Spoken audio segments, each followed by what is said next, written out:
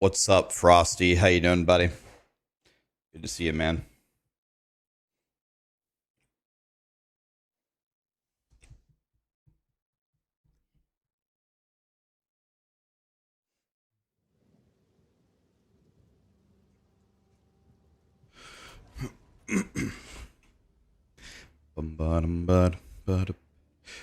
Share friends and so.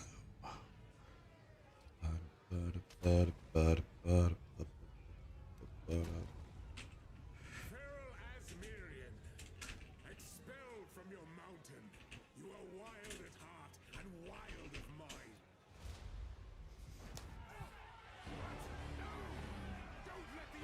It's today. You thought it was tomorrow? It's today, right? It's definitely today. It's in about an hour, guys.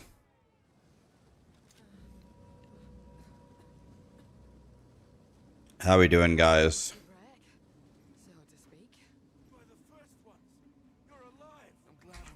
I gotta send my brother a message.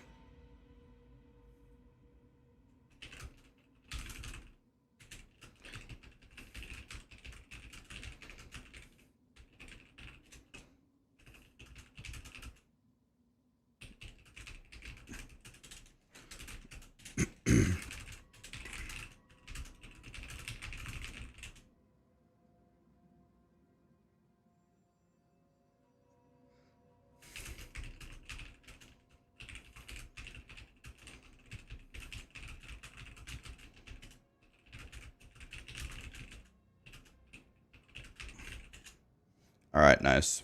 How are you guys doing? Good morning. What is the mega announcement? I don't know. They're doing a whole live stream about it. I don't know. I actually don't have any insider information, so I will find out the same moment you do.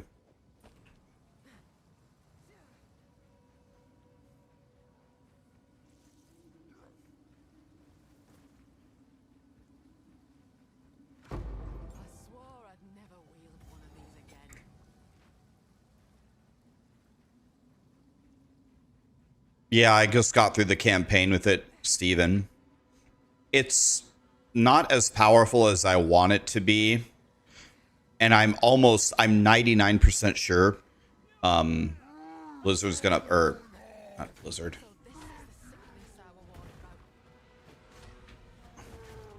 99% sure.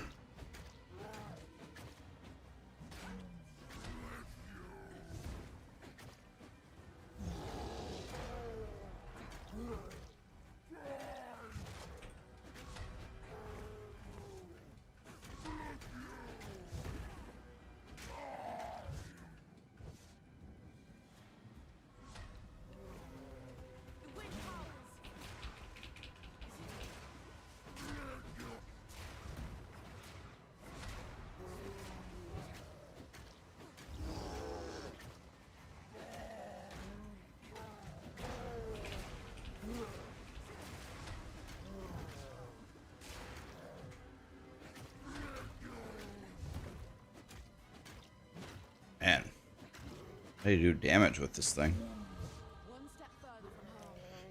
Good morning, everybody. How are you? Oh, I got another spear. Let's go, dude. Oh my god, 40 fizz? That seems like something that I want. What a sorry sight. There's a big knife you could channel.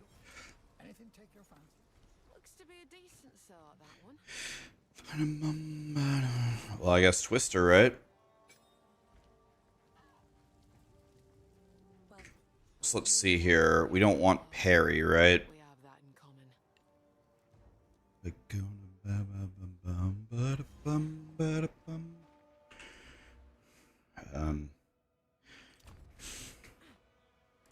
All right, guys. I have no idea what I'm doing. You might have to teach me Twister here. Oop.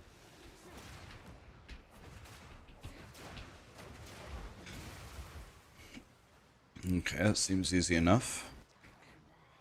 I don't have a pair of greaves. I'll take those.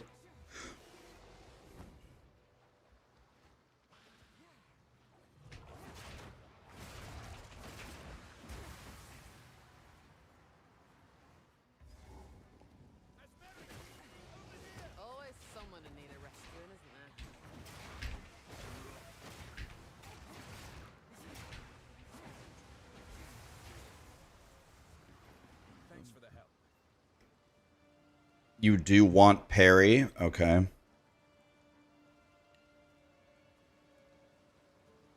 Name speaking of, let's investigate that remnant.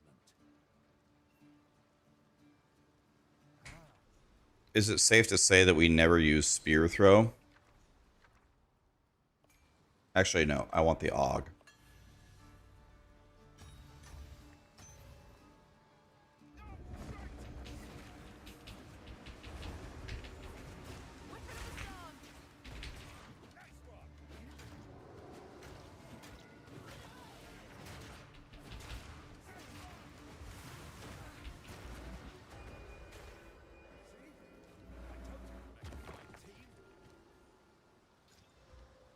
Good on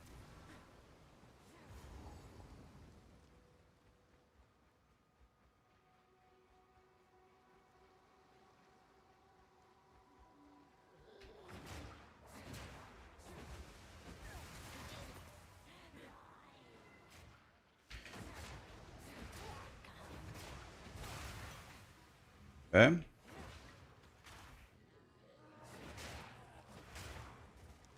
Oh, this could be very good. Damn it.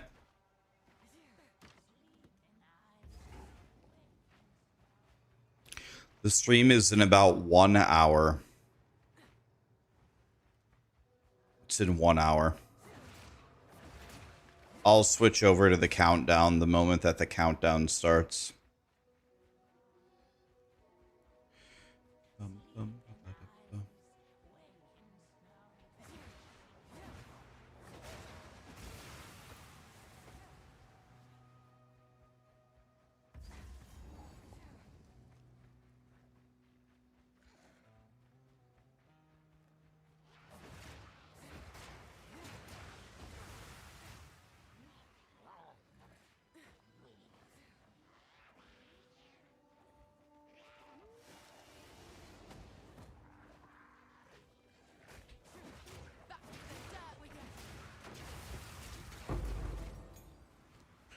Now what should we pick up with this? Is there anything good to pick up for spear this early? Doesn't look like it.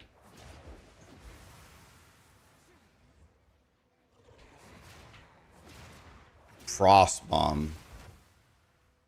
Nice. That's a good call.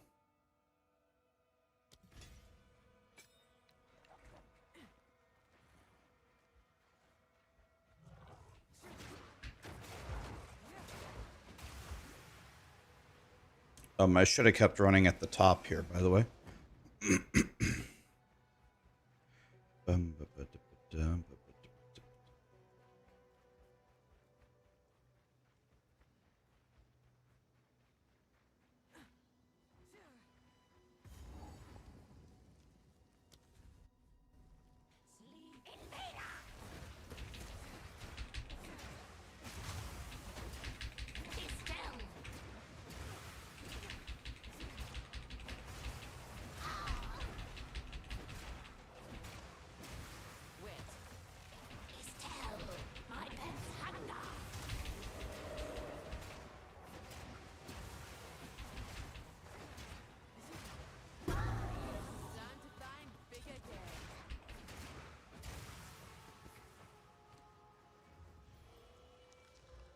Damn it.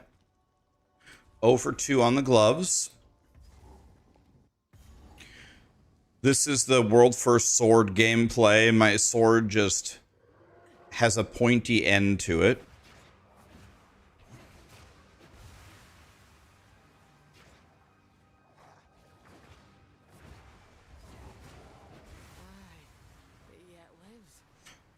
I really wish I had bought a talisman.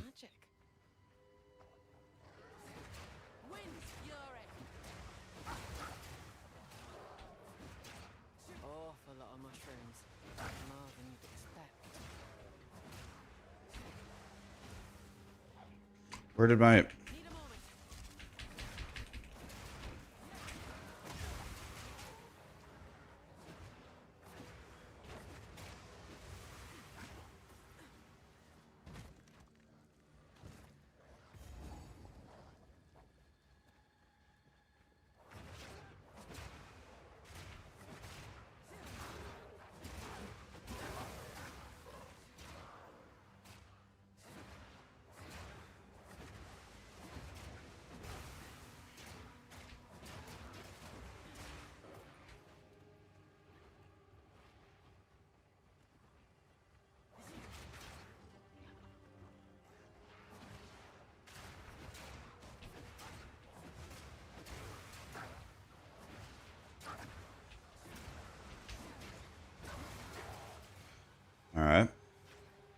Well, there should be... Oh, it's the boss room. Okay. I'm gonna grab the checkpoint here.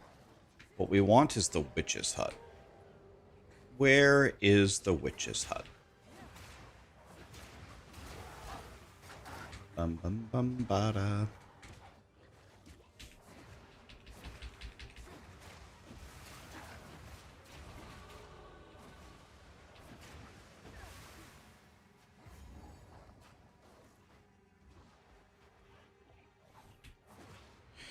Yeah, the PoE stream is happening pretty soon. We will switch over to it when the countdown starts.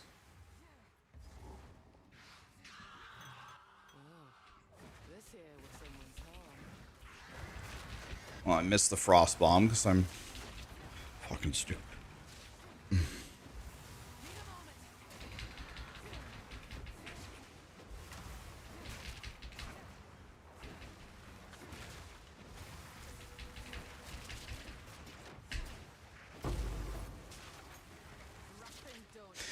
Bringing her into the hut seemed like a very good idea right there. Did we get a support gem? Now we got a support gem.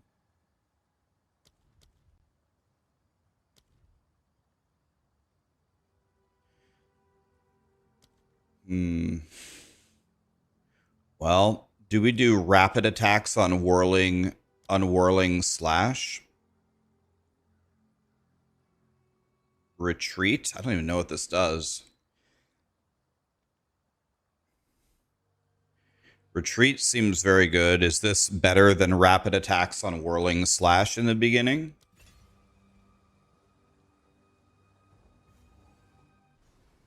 Rapid attacks seems very good just to get him out. This place bears the wounds of war. Okay, found a checkpoint immediately.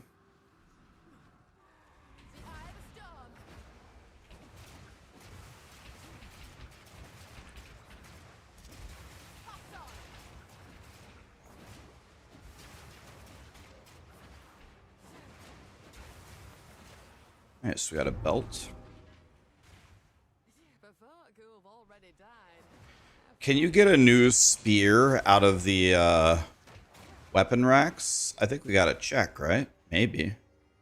What's up, toy? Oh, yes, dude. Need 8 int. Damn it.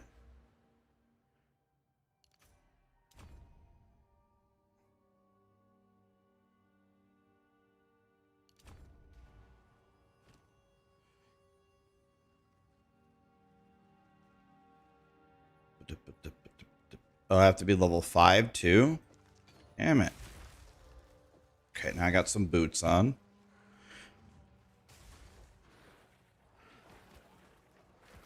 We're actually going to put parry here.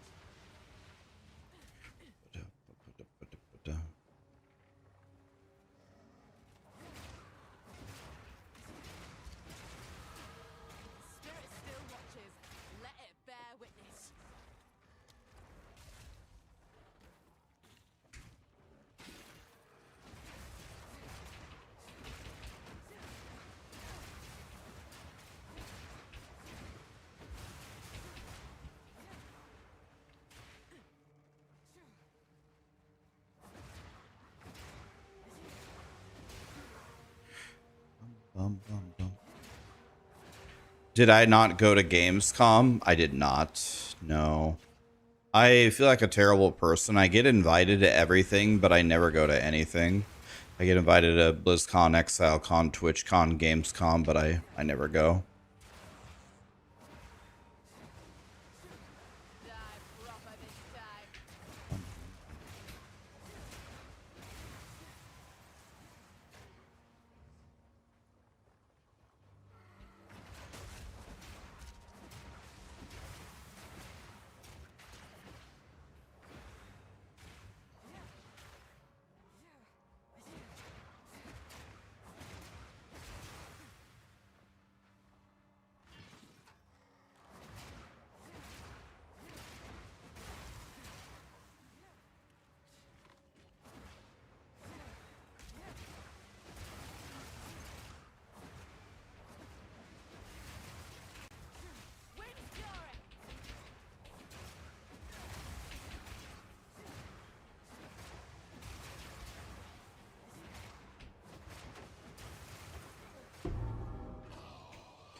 And Twisters seem actually very good in the early game. I'm hearing voices now.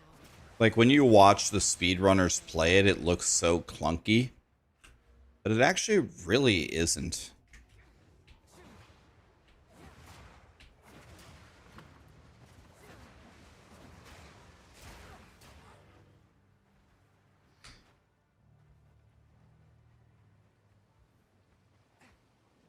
I feel like this is better than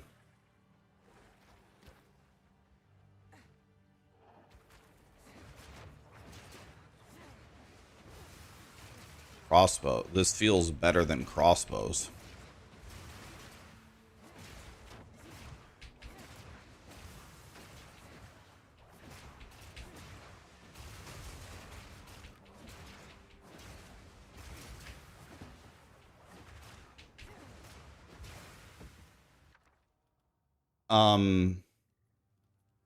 Probably support, right? I need to get rapid attacks on my whirling slash immediately.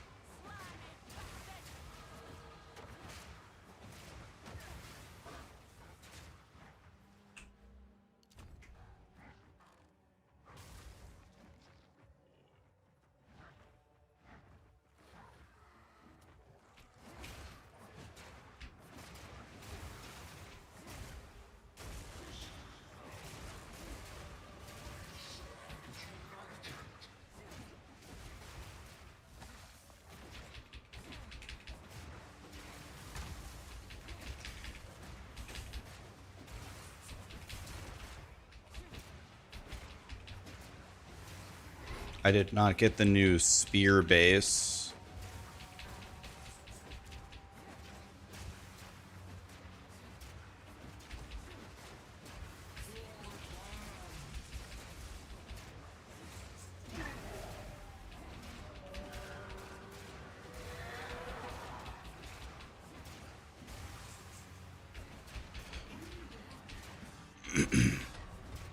Oh god, don't whirl that way. That's not what I told you to do.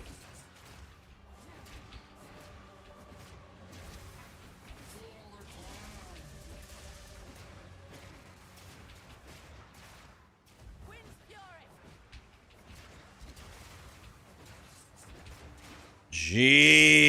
Jesus. Must be doing something wrong.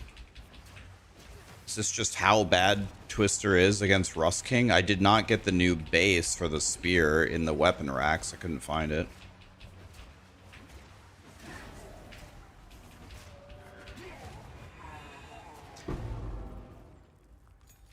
Your blade fall where it will. Your fight is done. Yeah, I could have used. I only used Frost Bomb at the beginning. Be honest, I forgot about it. Yes, It's a good call out. these are just some odds and ends of mine. 10 movement speed boots done. Oh. Oh my god, yes. There we go. Okay, now we're actually doing stuff. Please.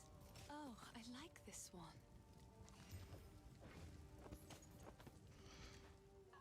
Here he is. We need a new spear, right? Who sells spears? Before troons like these.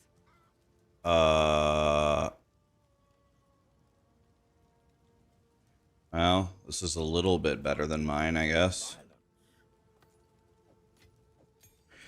For level 3, I assume we cut Twister. Do we just leave Whirling Slash at level 1? Or do we level it at all? Do you guys know? Okay. Hi, Grant. Hi, Maxim. How you doing, guys? Guys, the thing starts in about 1 hour.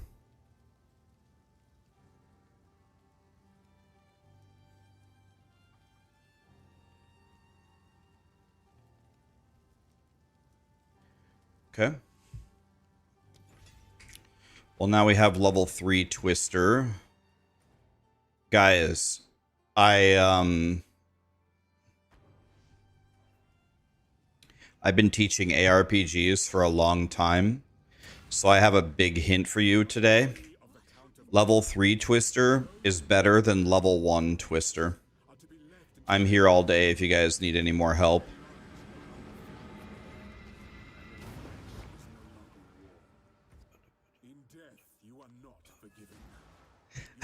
Thank you, Master. You're welcome. And don't forget it.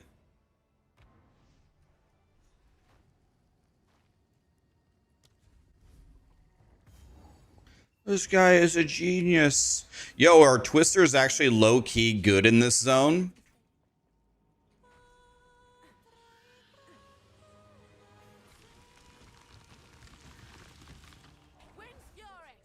Wait,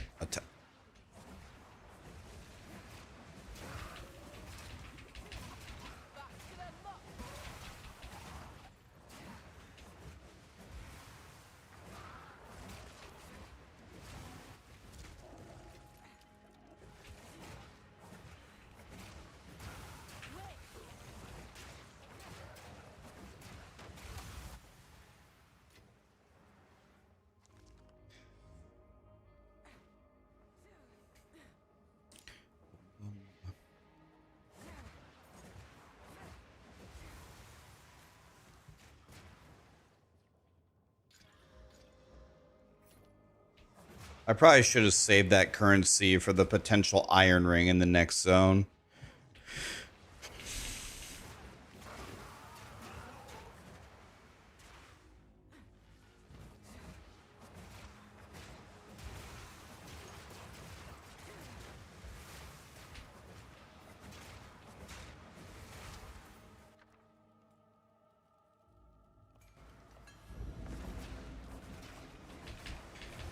So what should we cut here? Is there anything good at level 3 that we need, or do I just cut a higher Frost Bomb?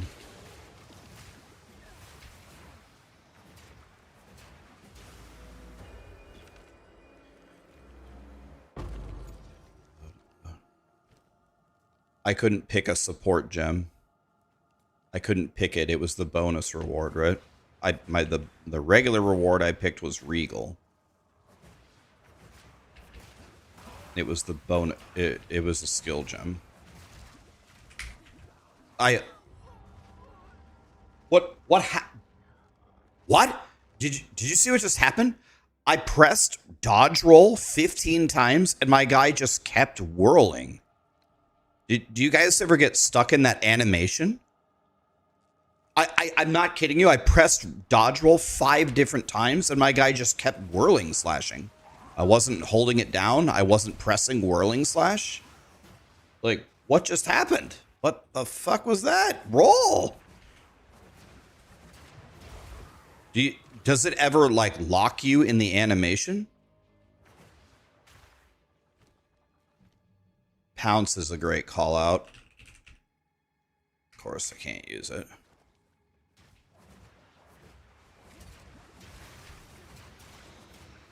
I wish I had a overlay of my keyboard. I wish you guys could have seen. So this is the wrong base. Iron Head Spear is what we want.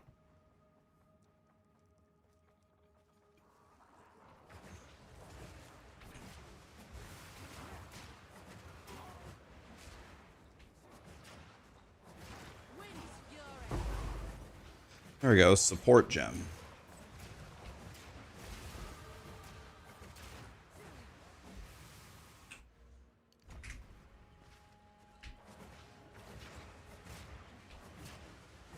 I wonder if people get 2 spears and then make 2 passive points and put attack speed on one for whirling slash and then the damage for the other one.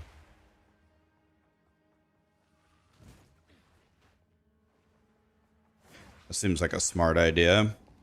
Let's try fighting this guy, see what happens. Am I going to stream GTA 6 in 30 minutes? There's a GTA stream in 30 minutes. No, I was planning to stream PoE 2.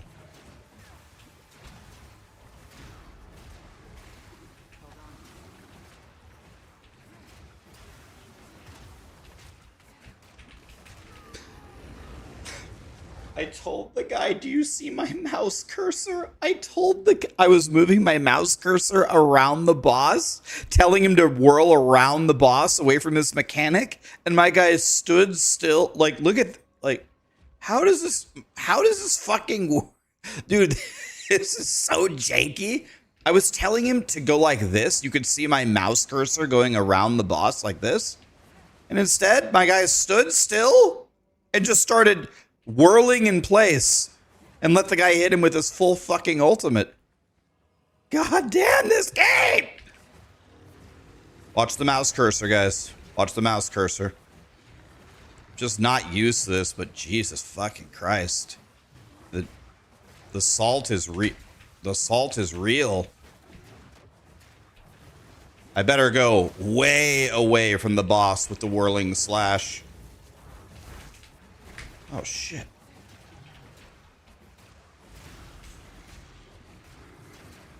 Need to be using Frost Bomb more.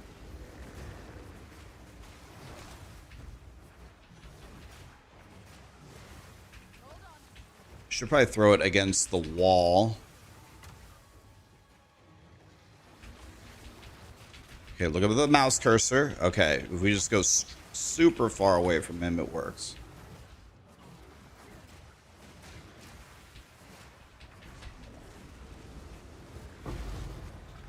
Okay, a yellow spear. Damage, damage, damage, attack speed. That seems pretty good. Damage, damage, damage, attack speed. Is that any good? Okay.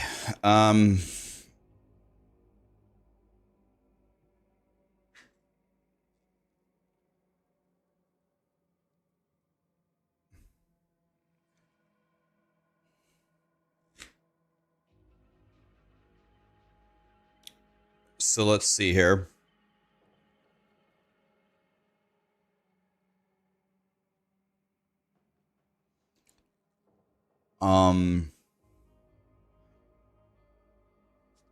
Do we take elemental armament for later for the elemental ground, or?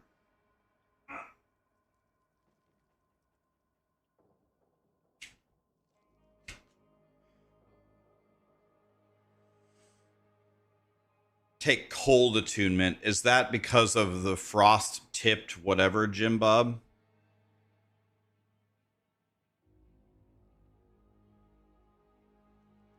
You swap it later for Herald of Ice. So the best thing to take right now is cold attune. Does that even do anything for me? Like, should I take something for Whirling Slash instead?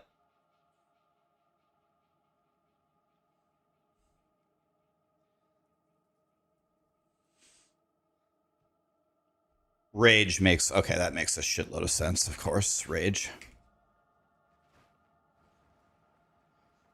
I don't think I really have any cold damage at the moment. I have 7 to 8 cold damage. I guess it would do a tiny bit for me. One of them inscriptions Pharaoh's looking for.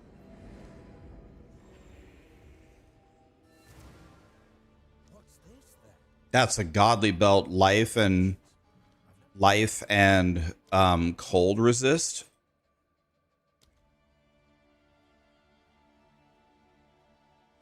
I've never laid eyes on them before. Give me a moment. What's the mega announcement? I don't know.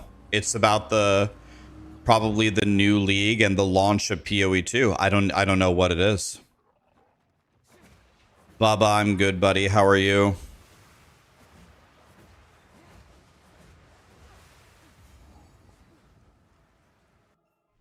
Quickly! My family has been abducted! I see. Calls to mind me Uncle Tarek in his later years.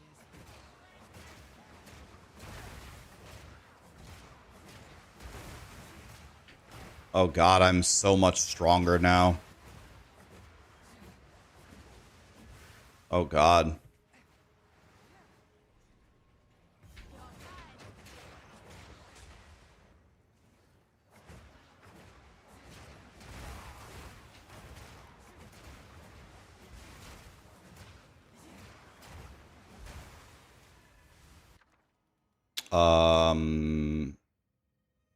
Maybe, I don't know. Let's just take another support gem. I don't know. Can never have too many support gems.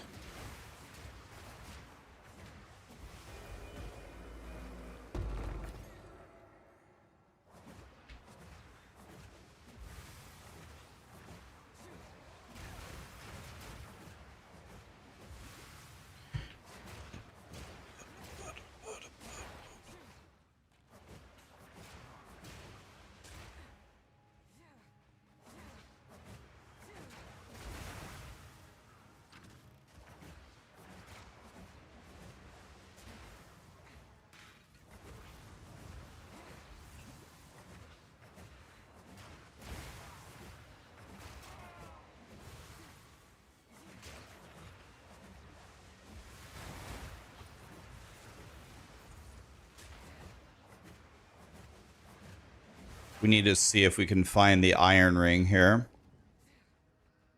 What time is the race today? That's a great question. I don't know the answer.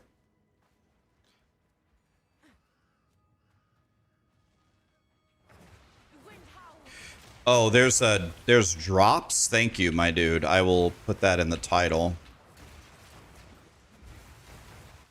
The Grinding Gear games doesn't have the timer up yet, do they?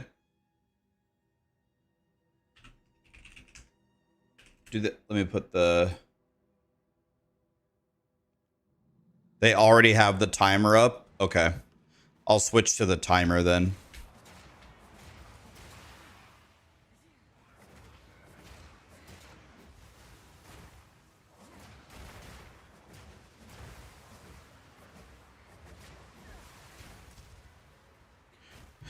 Let's pull it up here.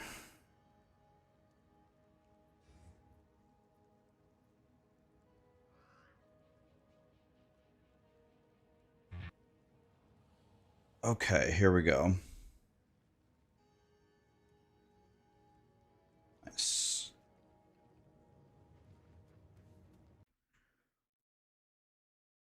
Okay, here we go. Let's turn off the music here. And let's go here. Oh, shit. Oh, that was loud.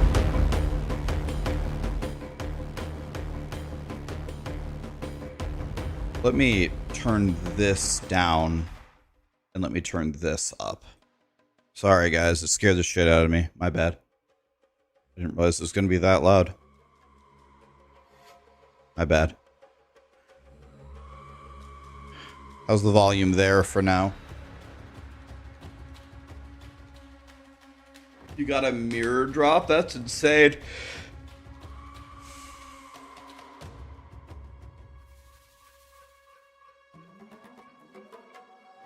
Is this the race timer? No. No, this is the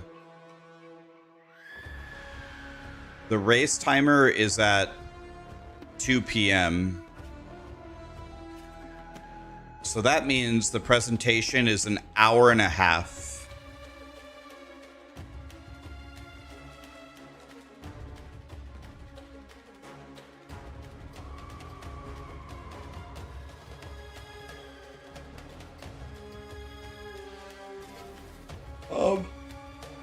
I'm expecting them to tell us way more about swords and the launch of the game, and I'm also expecting them to tell us about 0.5.5, the reset.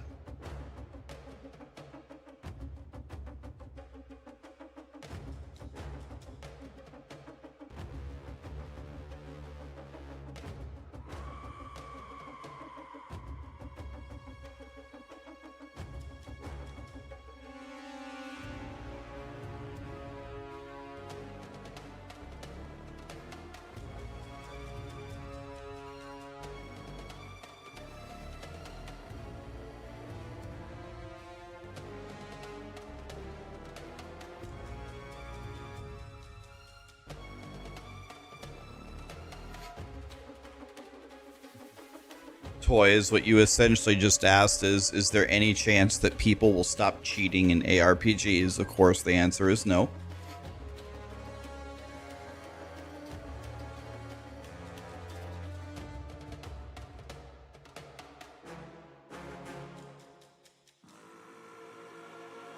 Do a bingo card?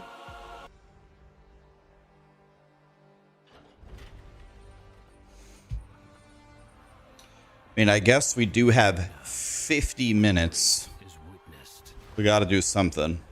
but in the world, it is taken.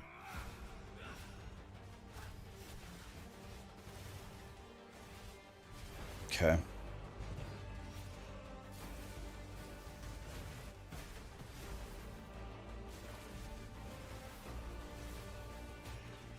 All right, here we go.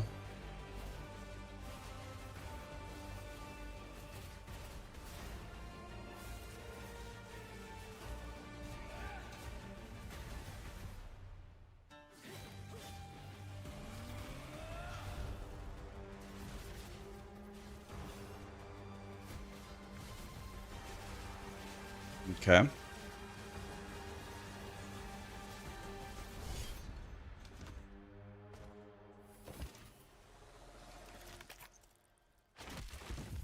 I will take what I am owed.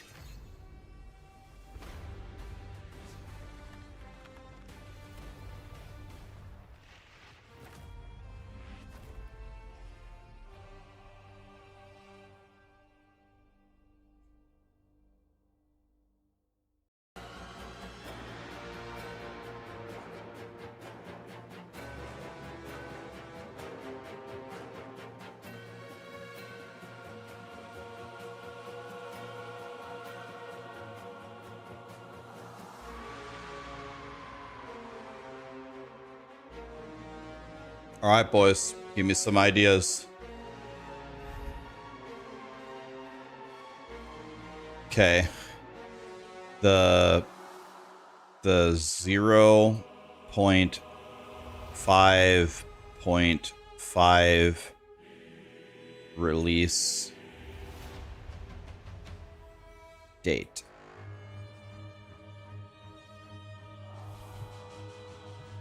We hear you. This is grinding your games, not Blizzard. Twister nerf.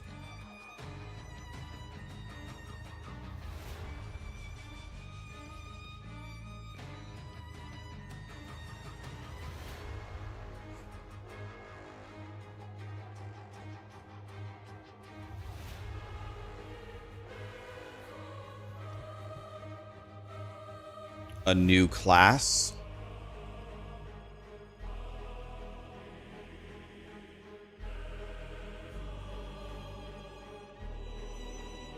Okay, new uniques. Let's put it at a different spot.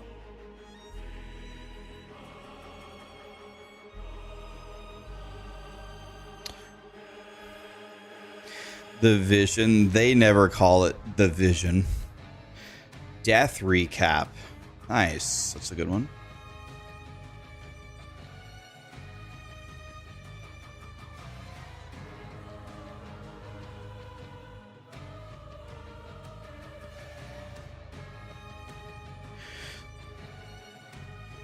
Something about the races. Okay. Sure.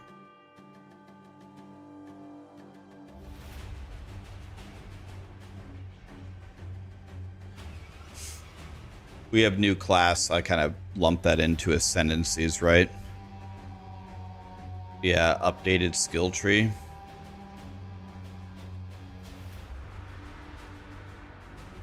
I can't really write with a mouse very well. I wish I had a pen. My actual handwriting's 1,000 times better than this. Oh well. We do sprint changes. I'll put it on here. They're not gonna do it. I already asked them privately. I begged them. They're not gonna change it. But I'll put it on here anyway. I mean, you never know. But they're not gonna change it. Armor and evasion buff. They just buffed it last patch. You think they're gonna buff it again? That's a good idea. Ascendancy updates.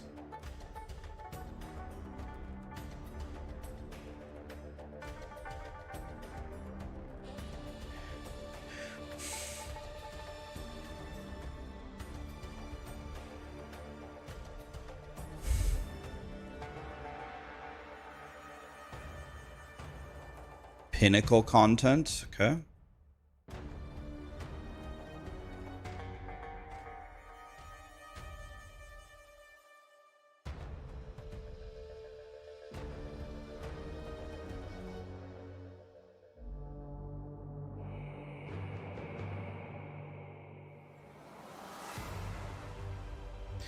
New MTXs. Right. Of course we're going to get that. Warrior or mace buffs. Okay.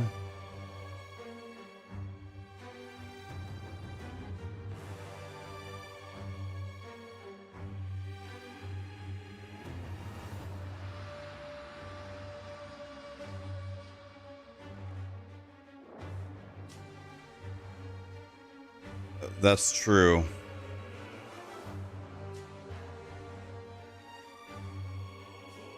Let's call it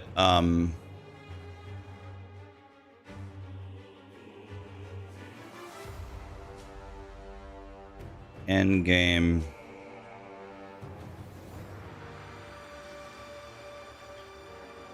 mechanics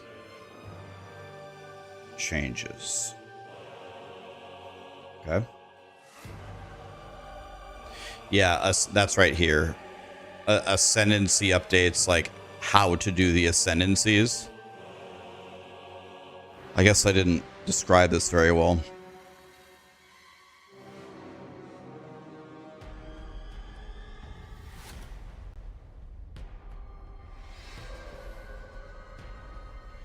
We already know we're getting the last 2 acts. They've already confirmed that in previous announcements, so we know that for sure.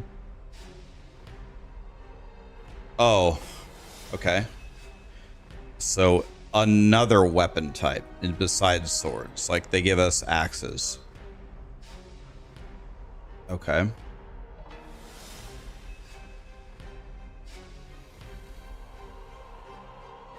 Okay.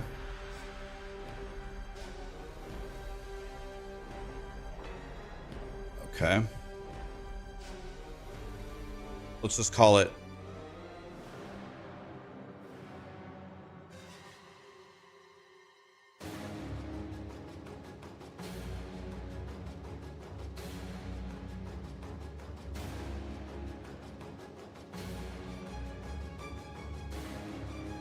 I'm going to add one here.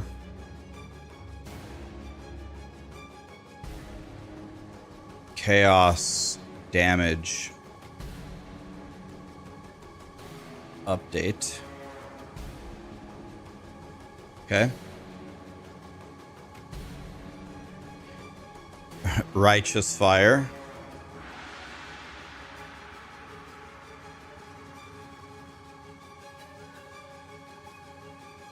Jesus.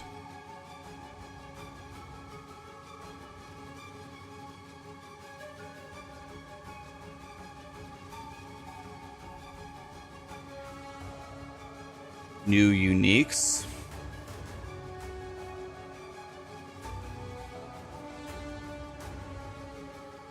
Oops.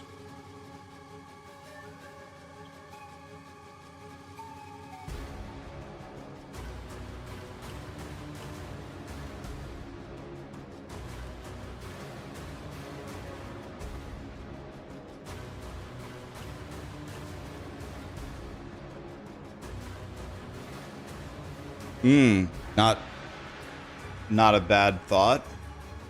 Rarity updates.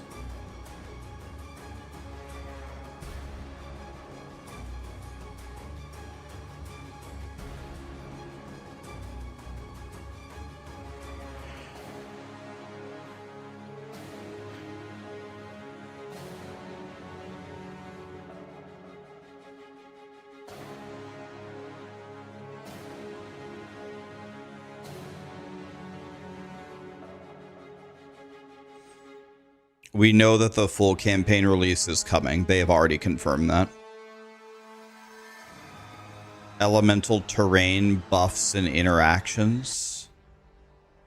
Maybe that might be like a very super specific one. We could put that in there. We know we'll get new supporter packs. The whole idea of bingo is to try to guess things that we don't know will be in there, right?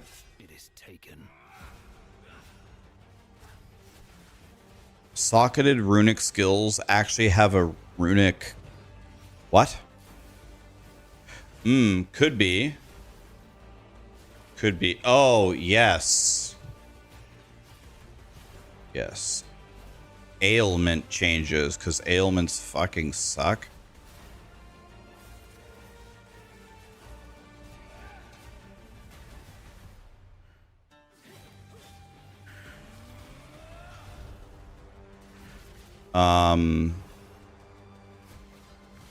Yeah, did I not write death recap yet?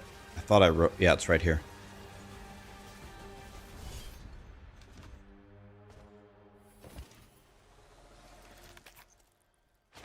The expedition... Yeah, I have endgame mechanics changes right here. I have new uniques twice. I do. New uniques is here. Oh. Wait. Am I stupid? Jesus, I put it twice in the same row. Stupid idiot.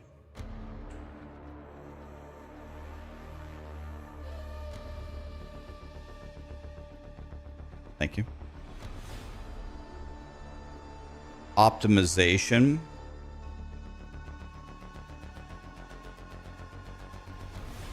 Runic skills have a runic cost. Are they supposed to?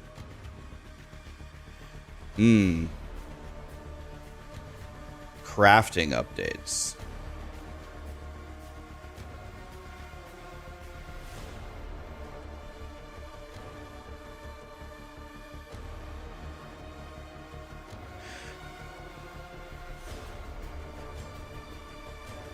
Oh, early access? Oh, God. Sure.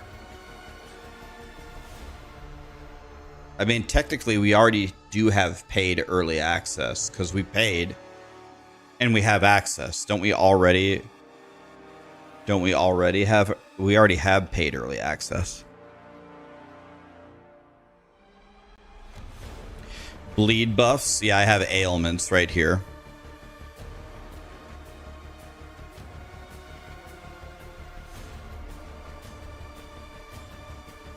Yeah, I think they will do something about that.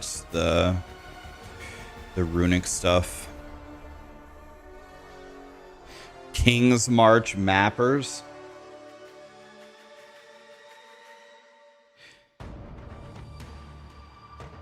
Yeah, I asked them to put that in and they said they love the idea. Tablet / map. Inventory or presets. I gave them a whole outline for this and they said that they like the idea. I don't know if we'll get it though. Oh yeah. Good one. Plus skill level changes. Could be. GTA 6 collab? I doubt it because Jonathan said they were trying to get out of the way of that release.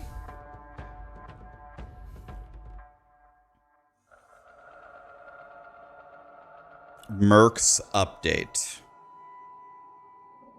What about mercenaries?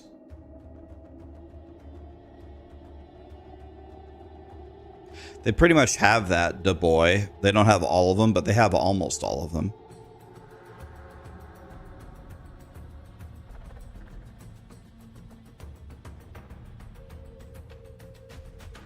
Mercenaries. Okay, when you say mercenaries, you mean the hired people? Because we literally have a class called... Aren't they literally called mercenary? I'm so... You mean like the hired guys?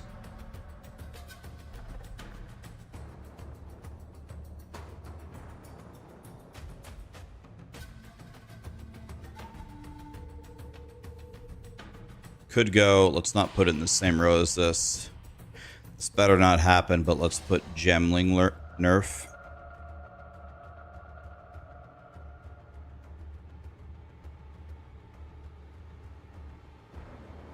Yeah, we have pinnacle content right here. I have endgame mechanics changes. We'll certainly get a new endgame mechanic with the release of the... Yeah, we can go more defense updates. Okay.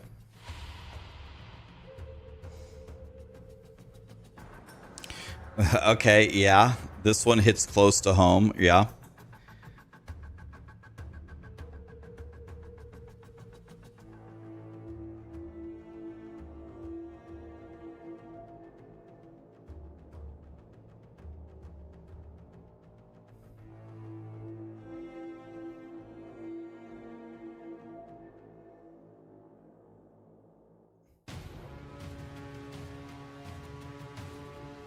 Shroud Walker.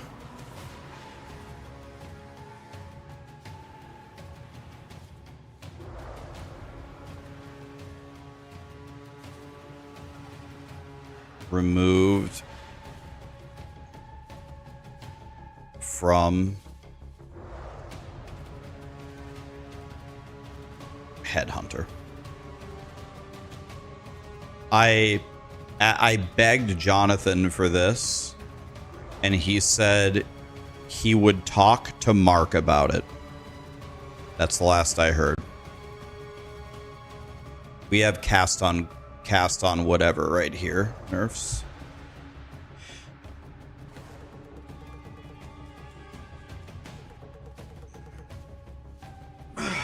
Holy whew. All right. We have our bingo card. Okay, guys. We have to burn 32 minutes somehow. We haven't done this in a while. You already know what we're gonna do, boys.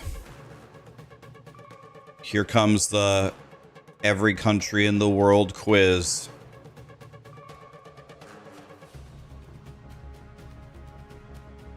Can we name where every country in the world is? Ready?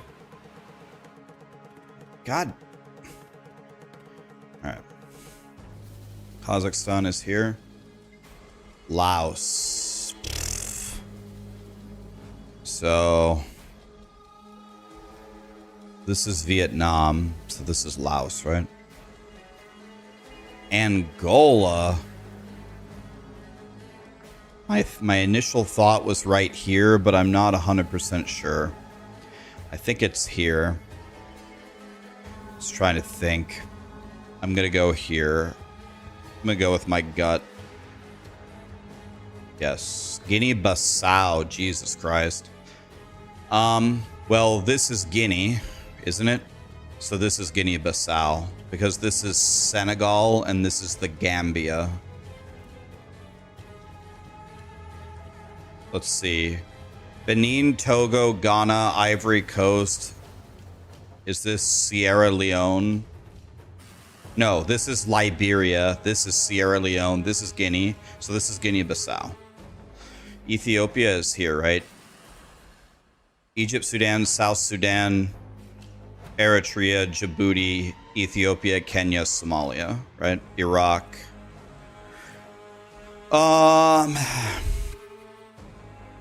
This is Pakistan, Afghanistan, Iran, Iraq, right?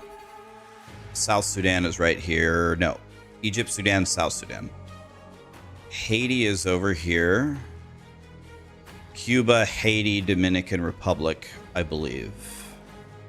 Bosnia and Herzegovina. All right, let's think about this. This is Greece. This is Bulgaria. This is North Macedonia. This is Albania, I think. This is Montenegro. This is Serbia. It's this, right? This is Bosnia and Herzegovina because this is Croatia, I'm pretty sure. Okay. Rwanda. This is the trailer in the background we've seen a million times. Rwanda. Uganda, Rwanda. I can't remember what this is. This might be Burundi.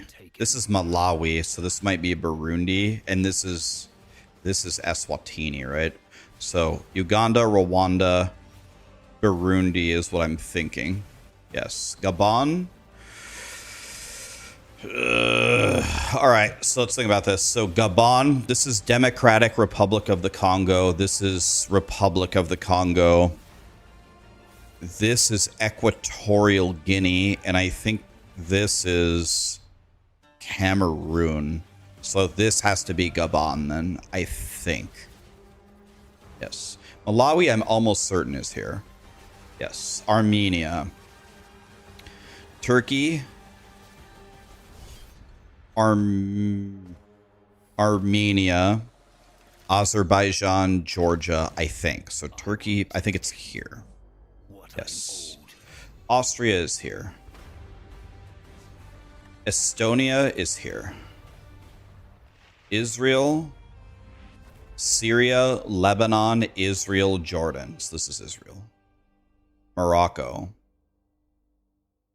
This is Tunisia. So this is Morocco, right? Tunisia, Morocco. Switzerland is next to Austria. China, of course. Suriname. This is Guyana, Suriname, French Guiana, I think.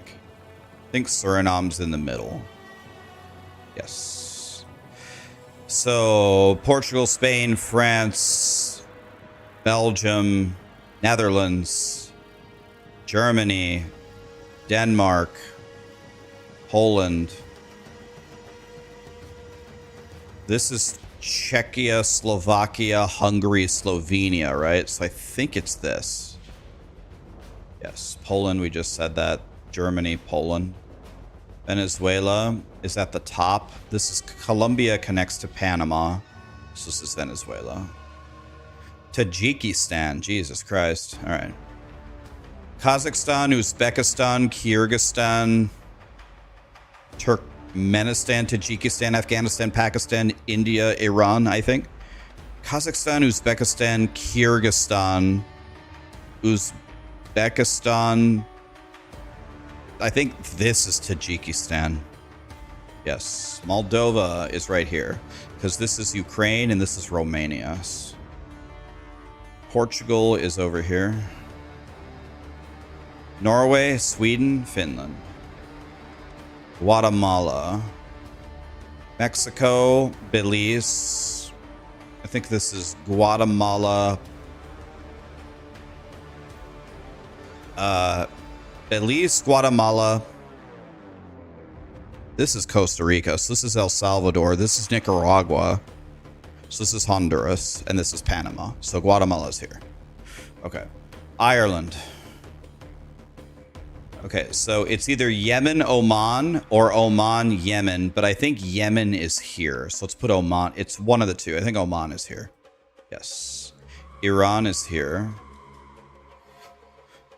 Bhutan. Okay, I don't actually know where this is, but I think I can figure it out by process of elimination. Yemen, Saudi Arabia. I think this is Kuwait. All right, let me think about this. So Yemen, Saudi Arabia, Syria, Lebanon, Israel, Jordan, Turkey. I think I can name every other country in Asia. So if I can name every other one, whichever one is left is Bhutan. Wait, it's coming to me. India, Nepal, Bangladesh, Bhutan. This is Bhutan, right? Let me think here. India, Nepal, Bangladesh, and then we have Myanmar, Cambodia, Philippines, Indonesia, Vietnam, Laos, China, Mongolia, North Korea, South Korea, Sri Lanka, Taiwan, Japan. It's got to be this. I feel like it has to be this because this is Nepal and this is Bangladesh and this is India. Yeah. Pakistan is here. Yeah, Nicaragua is here. Yes, France is here. And France should also be French Guiana, I believe. This is Spain, by the way, France. I almost clicked Spain, fucking dumbass. Myanmar is here.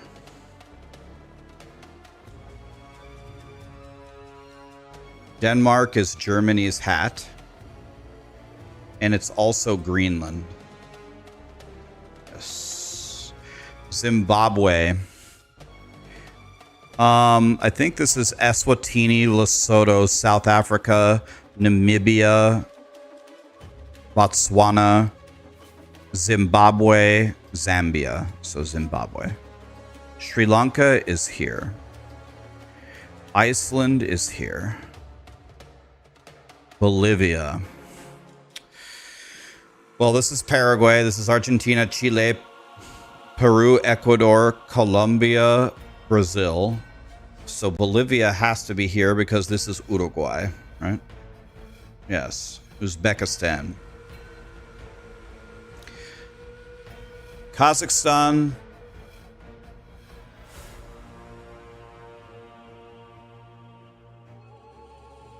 This is Kyrgyzstan. This is Afghanistan. This is Uzbekistan, isn't it? Because this is Turkmenistan. This is Uzbekistan, this is Kyrgyzstan, this is Turkmenistan, and this is Afghanistan. Yes. Okay. Dominican Republic is here. Kyrgyzstan is here. Yes. Jordan, Syria, Lebanon, Israel, Jordan. Japan is here. Tanzania. This is Mozambique. Let's see. This is Kenya. This is Somalia. For the life of me, I can't remember what this is. Tanzania is one of these two. I'm almost certain it's the top one. But I gotta remember which one is this one. God, man. Come on. I don't know. How do I not know this? It's so pathetic. Oh, this is... No, this is Madagascar. Madagascar, Mozambique, Tanzania.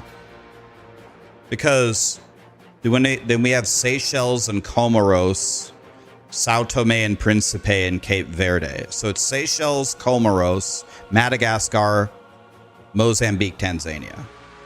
Yes. Okay. God. I need to do this more often. I'm literally losing it. Philippines.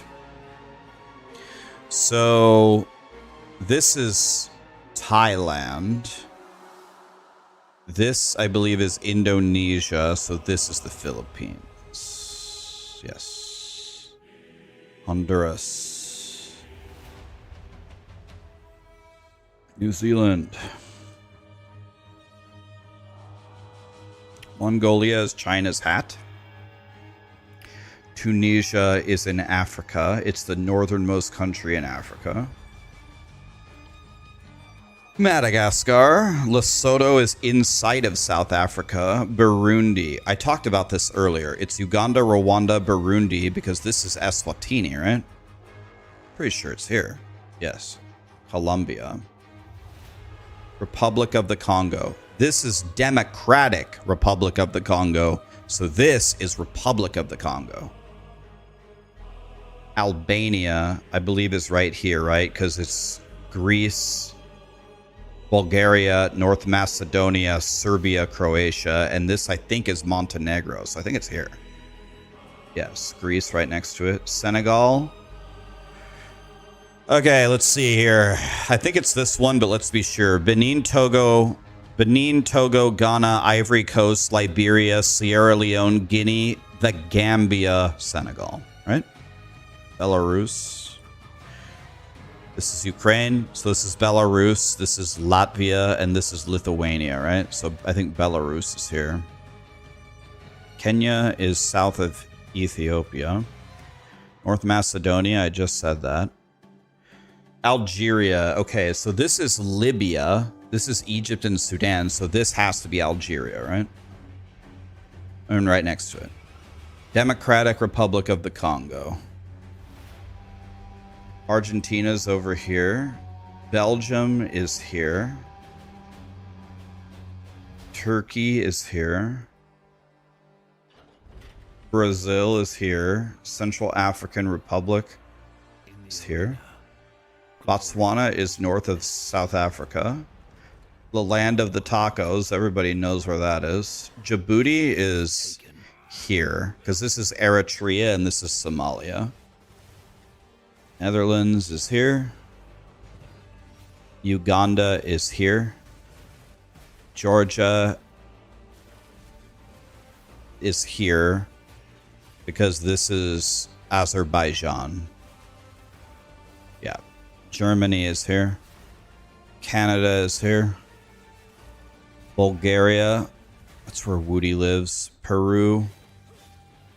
This is Ecuador, so this is Peru. Cameroon, I'm pretty sure this is Cameroon. This is Nigeria. This is Niger. This is Burkina Faso. This has got to be here, I think. Sudan is here for sure. Bangladesh is here, because this is Nepal. Niger is this one, because this is Chad. Equatorial Guinea is here. Indonesia is here. Norway is up here. India is here. Burkina Faso is here. Mauritania. Now we have a problem. This is Western Sahara.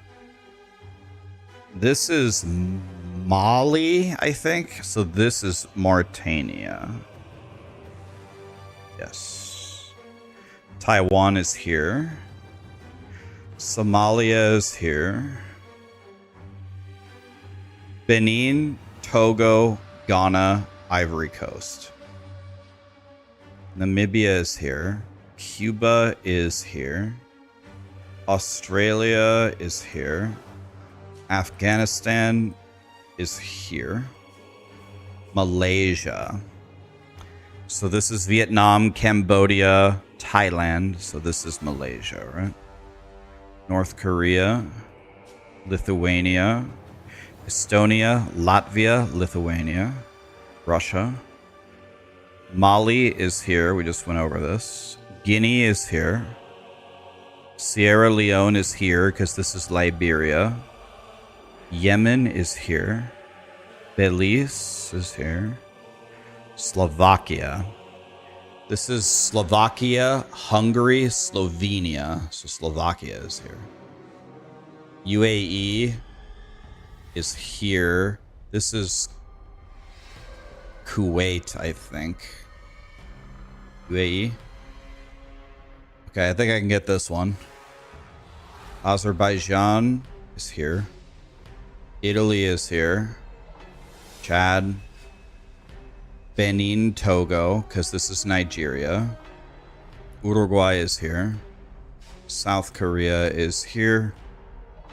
Mozambique is here, because this is Zambia. This is South Africa. Spain is here.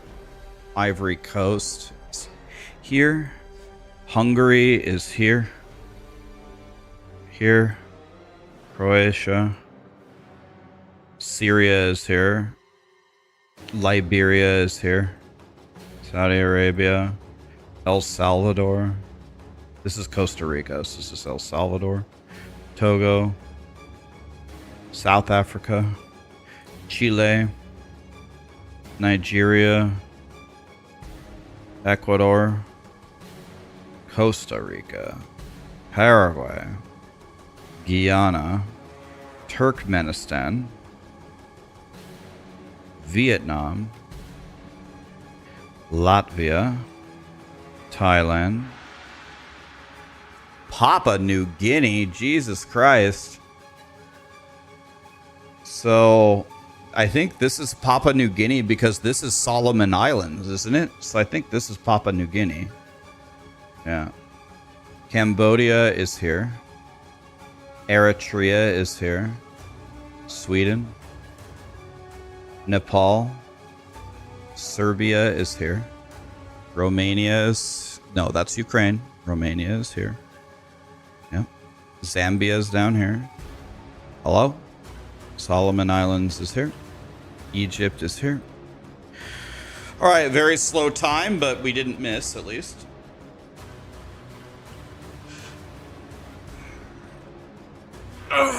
Oh, what a stretch.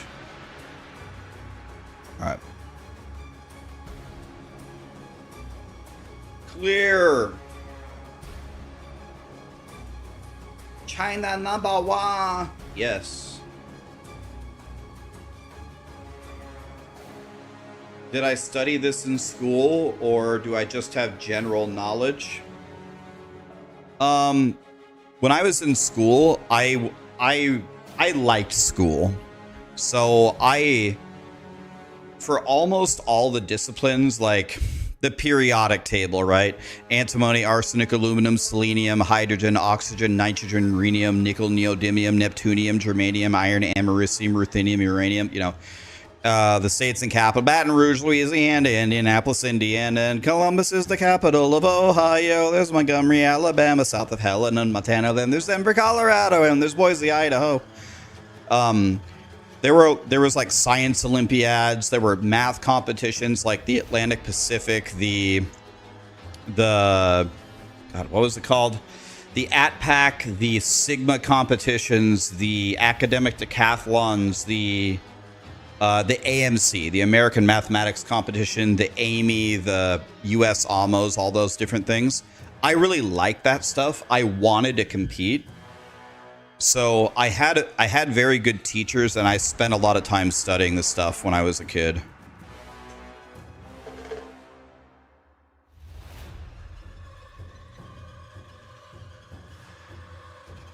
Rax, honest question. How long would I last on an island in a castaway situation?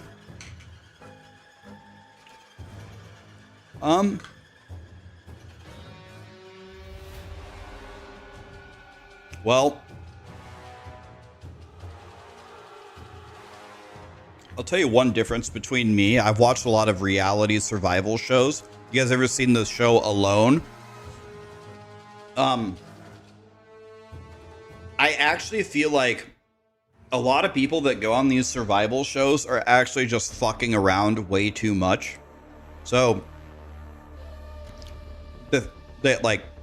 if I was stranded on a desert island, I would spend 100% of my time trying to either get off the island or survive.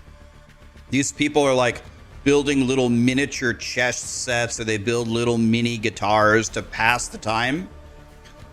Dude, you can be spending 100% of your time trying to survive. So the most valuable thing for me is I wouldn't be fucking around.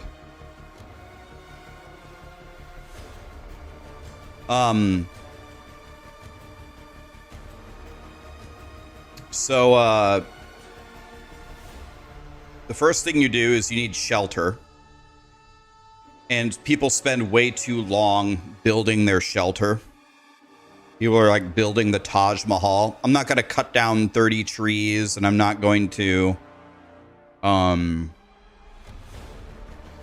dig a 10-foot hole bunker that I can sleep in. You need something basic to protect you from the sun, and to try to keep some basic intruders out. I don't know how to build one, but I would try to make something basic. And then one of the best ways to acquire food is fishing. I hate fish, but what are you going to do? You don't have a choice. So I don't know how to build a net. I didn't do Boy Scouts. I don't know. I don't have the skills to do this, but I would try to make some kind of a net, and then with a giant ass stick, and stick it out in the ocean and see if I can catch some fish. Try to get some passive food going. And then, yeah, I don't have the botanical knowledge to know like what plants I can eat and what plants I don't. I'd look for fruit that I recognize, see if I'm lucky enough to find some fruit. And then I don't know how to make any traps. That's bad. You got to kill something. maybe you try to make a spear and throw it as hard as you can, and try to kill something. I'd probably die pretty quickly, to be honest. I just don't have the I have the ideas of what to do in my mind, but I just don't know how to do it.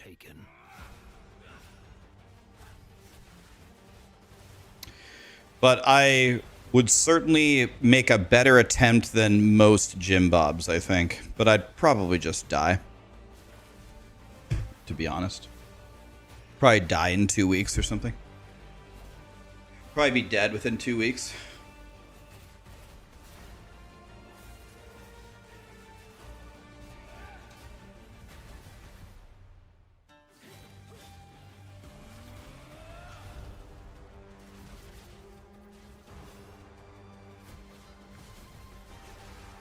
What about in a zombie apocalypse? Oh, I think I'd probably be one of the last people standing.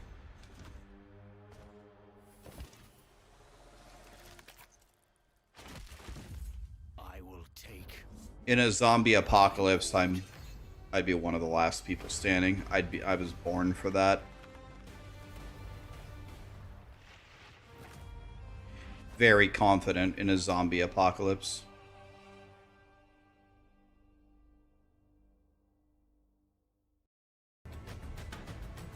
Name the elements. Next time we will do it. I can almost just name every element just sitting here.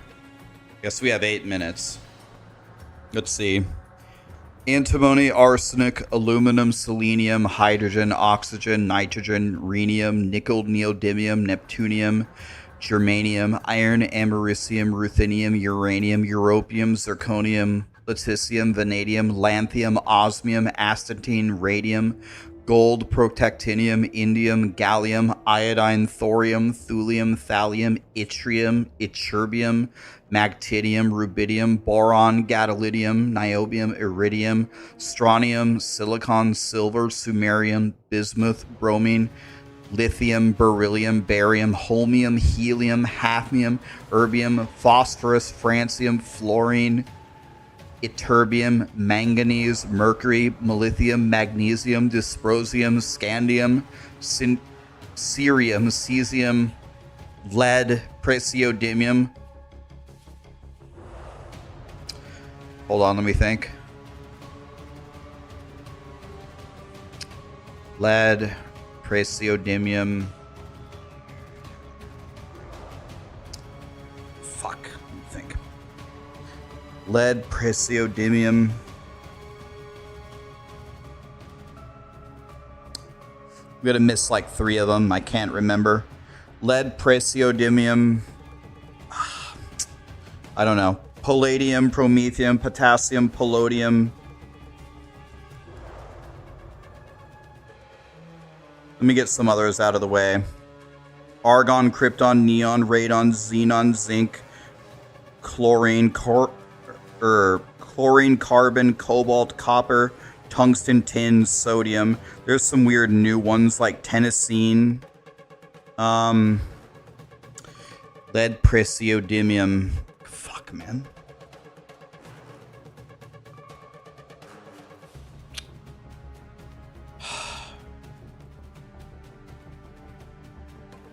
Sulfur, californium, iodine, berkelium, mandolinium, einsteinium, nobelium.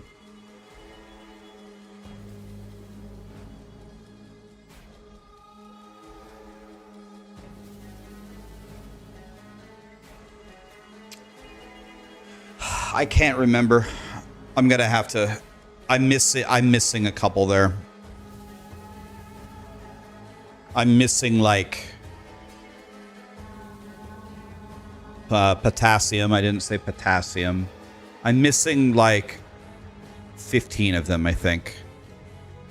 I used to know them all. I used to be able to rattle them off at light speed, but that's definitely most of them. That's definitely most of them.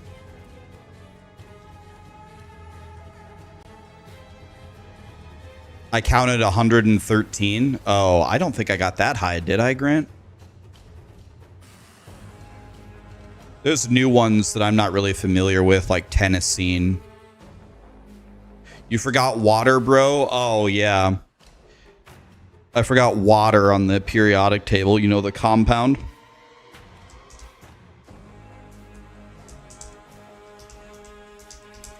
Yeah, well, I am disappointed because I used to know it. I used to know it forwards, backwards. I used to have it completely downloaded. Now I can just struggle to remember 90% of it, which is, it's a big downgrade, honestly. You forgot copium? Please watch your own video at Diablo 4 where you can't stop laughing.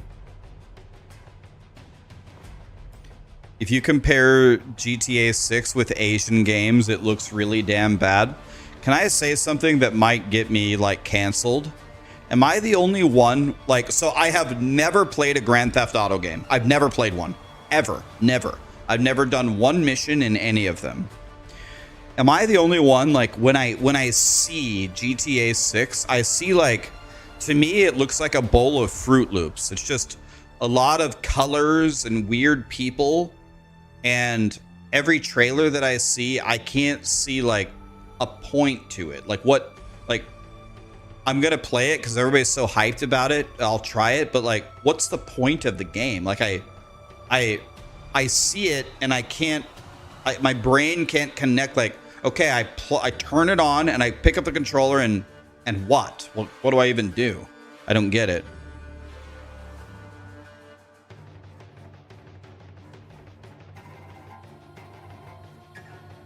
Like, I do not have, like, a deviant personality. I don't like to commit crime. I don't like to shoot people in the head and run over people and steal cars. Like, that's not...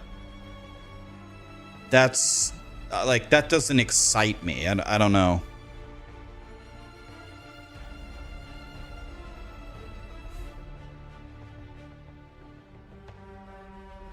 Yeah, I'm not sure that GTA is going to be the game for me, but I will absolutely try it.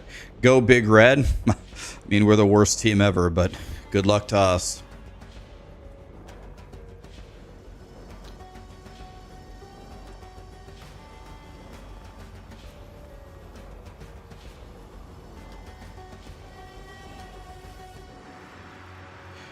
You watch the whole GTA 6 reveal and it looks pretty damn lame. That's what people are saying. I didn't see it, but everyone keeps saying it looked lame as hell.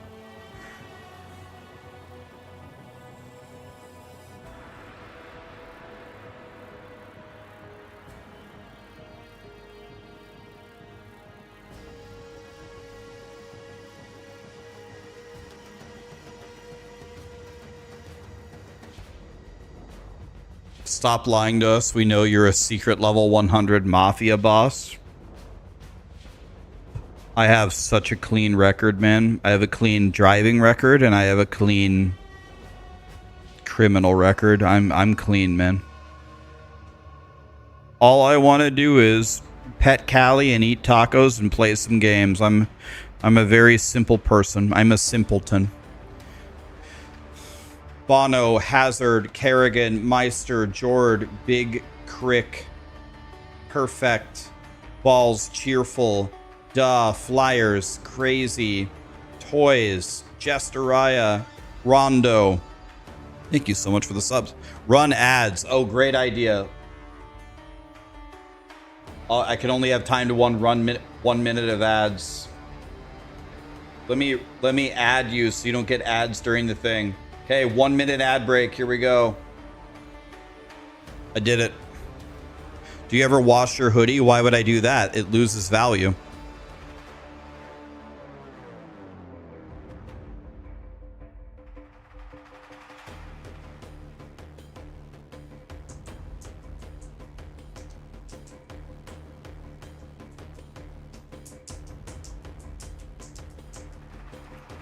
Deathstroke, Adam, thanks for the subs and the memberships, guys.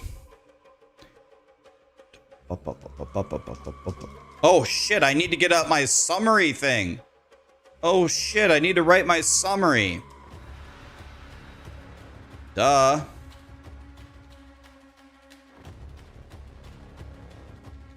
Hi, I'm Jonathan Rogers, Game Director on Path of Exile 2, and today I'm excited to show off our new class, the Duelist, which will be available in the 1.0 release on December the 11th. New class, Duelist. For those of you who just can't wait until 1.0 later this year, after showing the Duelist, we'll also be showing off a new event based on the Ritual League called the Forbidden Rites, which will be releasing next week along with the 055 update.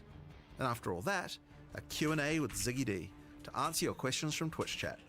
But not only that, afterwards we'll be going straight to the final qualifier for the PoE2 races, the winner of which will be going to ExileCon in November to compete in the finals. But first, the Duelist. Now the Duelist comes with a new weapon type that it's kind of crazy we didn't have, swords. And with each new weapon type, we want to make sure that the playstyle feels different to all the others. So what defines combat with a sword? To us, it's that feeling of flow, from attack to attack, and from stance to stance. And what better place to demonstrate the Duelist's abilities than the ruins of the Grand Arena? The corpses of the dead continue to fight endlessly as the arena collapses around them. And should you get to the center, you'll be able to face Thrax, their champion. The first mechanic we need to talk about is Ready Stance.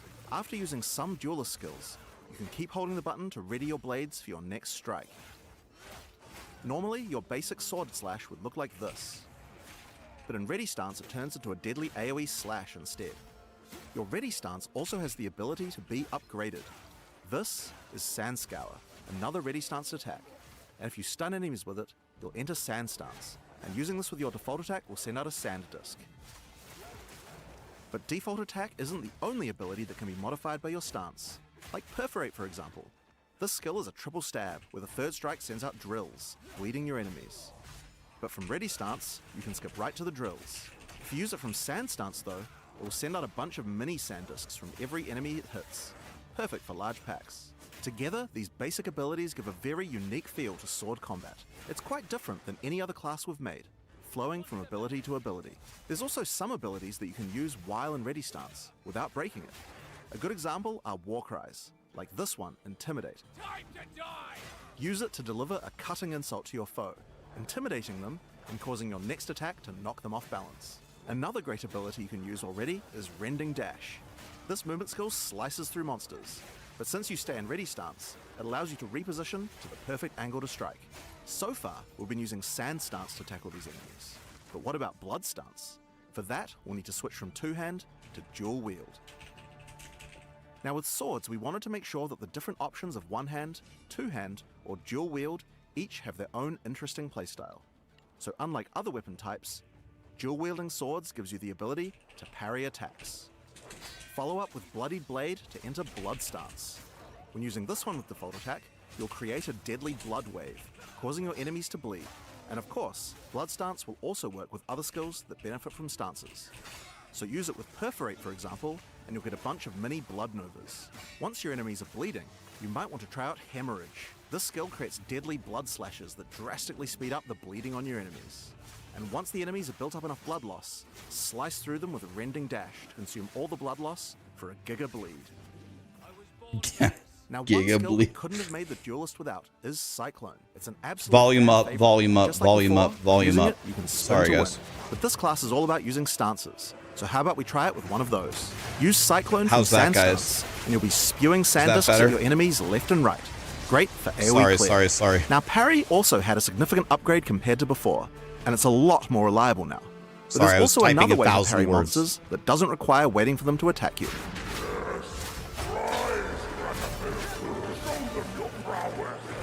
By switching to a shield, you can now bash enemies straight out of Ready Stance to parry them without waiting for an attack.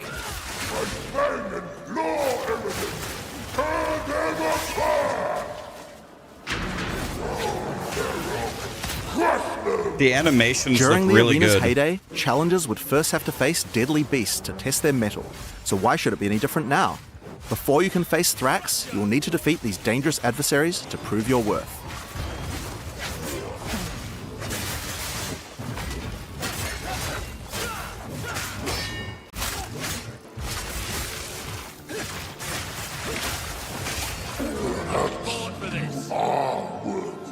Another trick the Duelist has up his sleeves are Buried Blades. Earthrend creates blades that slice through the ground towards your enemies. and once in the ground, these blades have a few uses. The first one of these can be done using Charged Slash. The basic version is a simple lightning-infused cleave, but do it from ready stance, and it changes into a deadly spin, sending out lightning projectiles. But Charged Slash can also be used with the buried blades. Hitting them will turn them into mini Tesla coils, dealing lightning damage to nearby enemies. It seems here we have a warrior who refused to die. I'm sure we could put his equipment to better use. Just a petty thief. Quiet. I've no guilt in this. You could also switch to a two-hander to plunge your blade into the ground, sending out a set of 3 blades that explode. But if you use Earthrend first, then you can get even more blades, and the blade plunge will make all of them explode. If you want an even greater field of blades, using Ready Stance with Earthrend has an interesting effect. Instead of creating one blade, it makes an entire wall of them. You can also hold the blade plunge skill to charge up the swords even further before they explode. Ooh, watch out for those chimeras.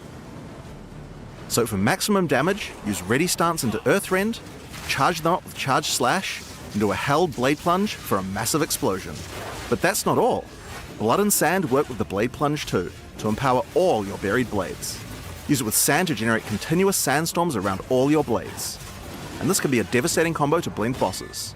Or use it with Blood to create blood pools around each blade. Cycloning through the blood pools will add blood to your Cyclone, so that can be a fun option. But while we're talking about that, Cyclone counts as a storm, so it can pick up other elemental ground effects too. Blade Conduit will summon a bolt of lightning to your blade and create shocking ground, and cycloning through it will add lightning to your Cyclone. Combine it with the blood to get both effects. And of course it's possible to get blood, sand, ice, fire, and lightning all at the same time on your Cyclone. You guys will have to work out a good build for that yourselves. Already you can see from just the tools I've shown you, this class has a lot of interesting combinations of abilities. With even just a few skills, there are a huge number of options you can do in combat. Now before we get to the boss fight of this area, there's just one more skill I'd like to show you. World Cutter. Charge it up and unleash the ultimate slash. But that's not all. Like so many of the Duelist abilities, it can be further enhanced with Blood Stance, or Sand Stance too. Alright, so those are just a few of the tools the Duelist has at his disposal. So let's use them to face the true threat, Thrax, the champion of the arena. Yes, come to Thrax, little one.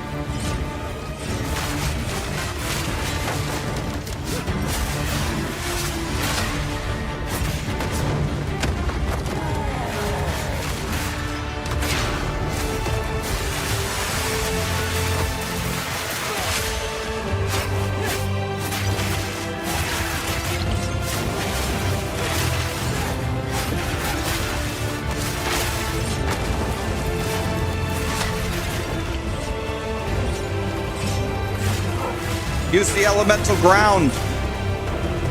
Use the elemental. Oh, we had fire there. Why didn't we use it with the cyclone? Fire, fire, use it.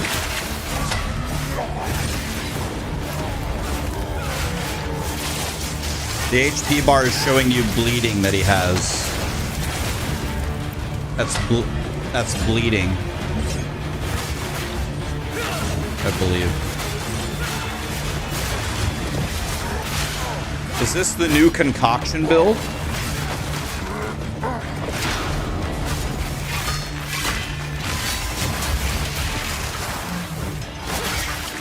Alright, so that's a taste of what we have in store for the Duelist. It's my favorite class I've ever worked on, and provides a really dynamic combat experience that's just quite unlike any other ARPG. but we also wanted to show what kind of possibilities there are for the duelist in the endgame. To do that, I'll hand things over to Mark. Hi, I'm Mark Roberts, Game Director on Path of Exile.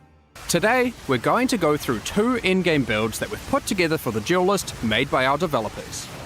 Our first build is called the Bringer of Blades, a mighty name once feared in the arena. This build is all about rising buried blades from beneath the ground. Some say each sword created by this build is from a foe slain in battle in the gladiator arena, and from the afterlife, they offer their sword back to you in respect.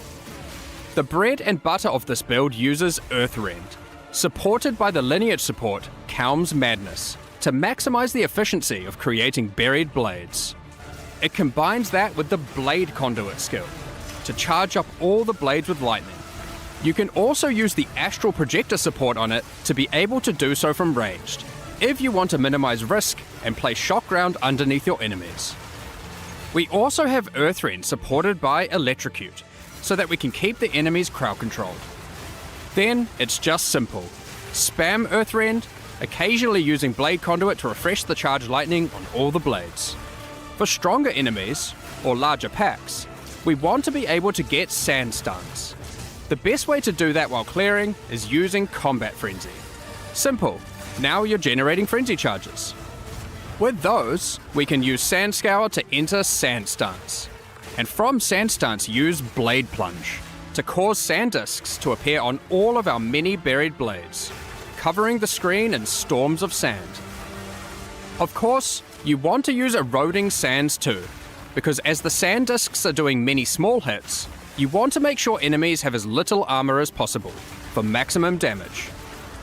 Alongside that, since we're doing lightning damage, we're also going to throw in the new support Sandstorm, which causes our sand discs to become infused with lightning. The other tool we're using is this support, which causes all your buried blades to add miniature auras that give you damage. To double down on that further, we have this new passive skill Notable, which also causes your buried blades to make you angry, causing you to generate rage on hit while near them. With those, we want even more buried blades. So, let's take it to the extreme.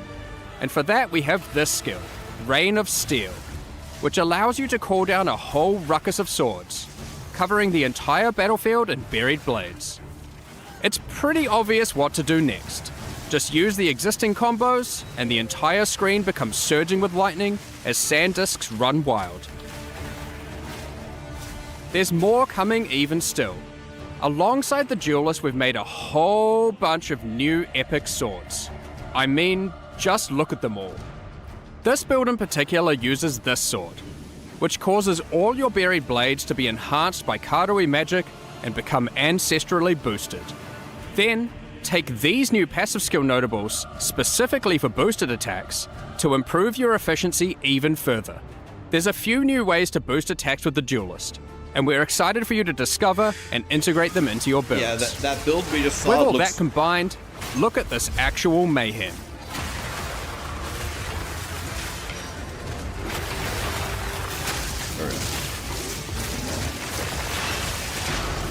Now, we tried to not use unique items on this build, as we wanted to show its potential with just standard gear and skills. But this next one is a different story.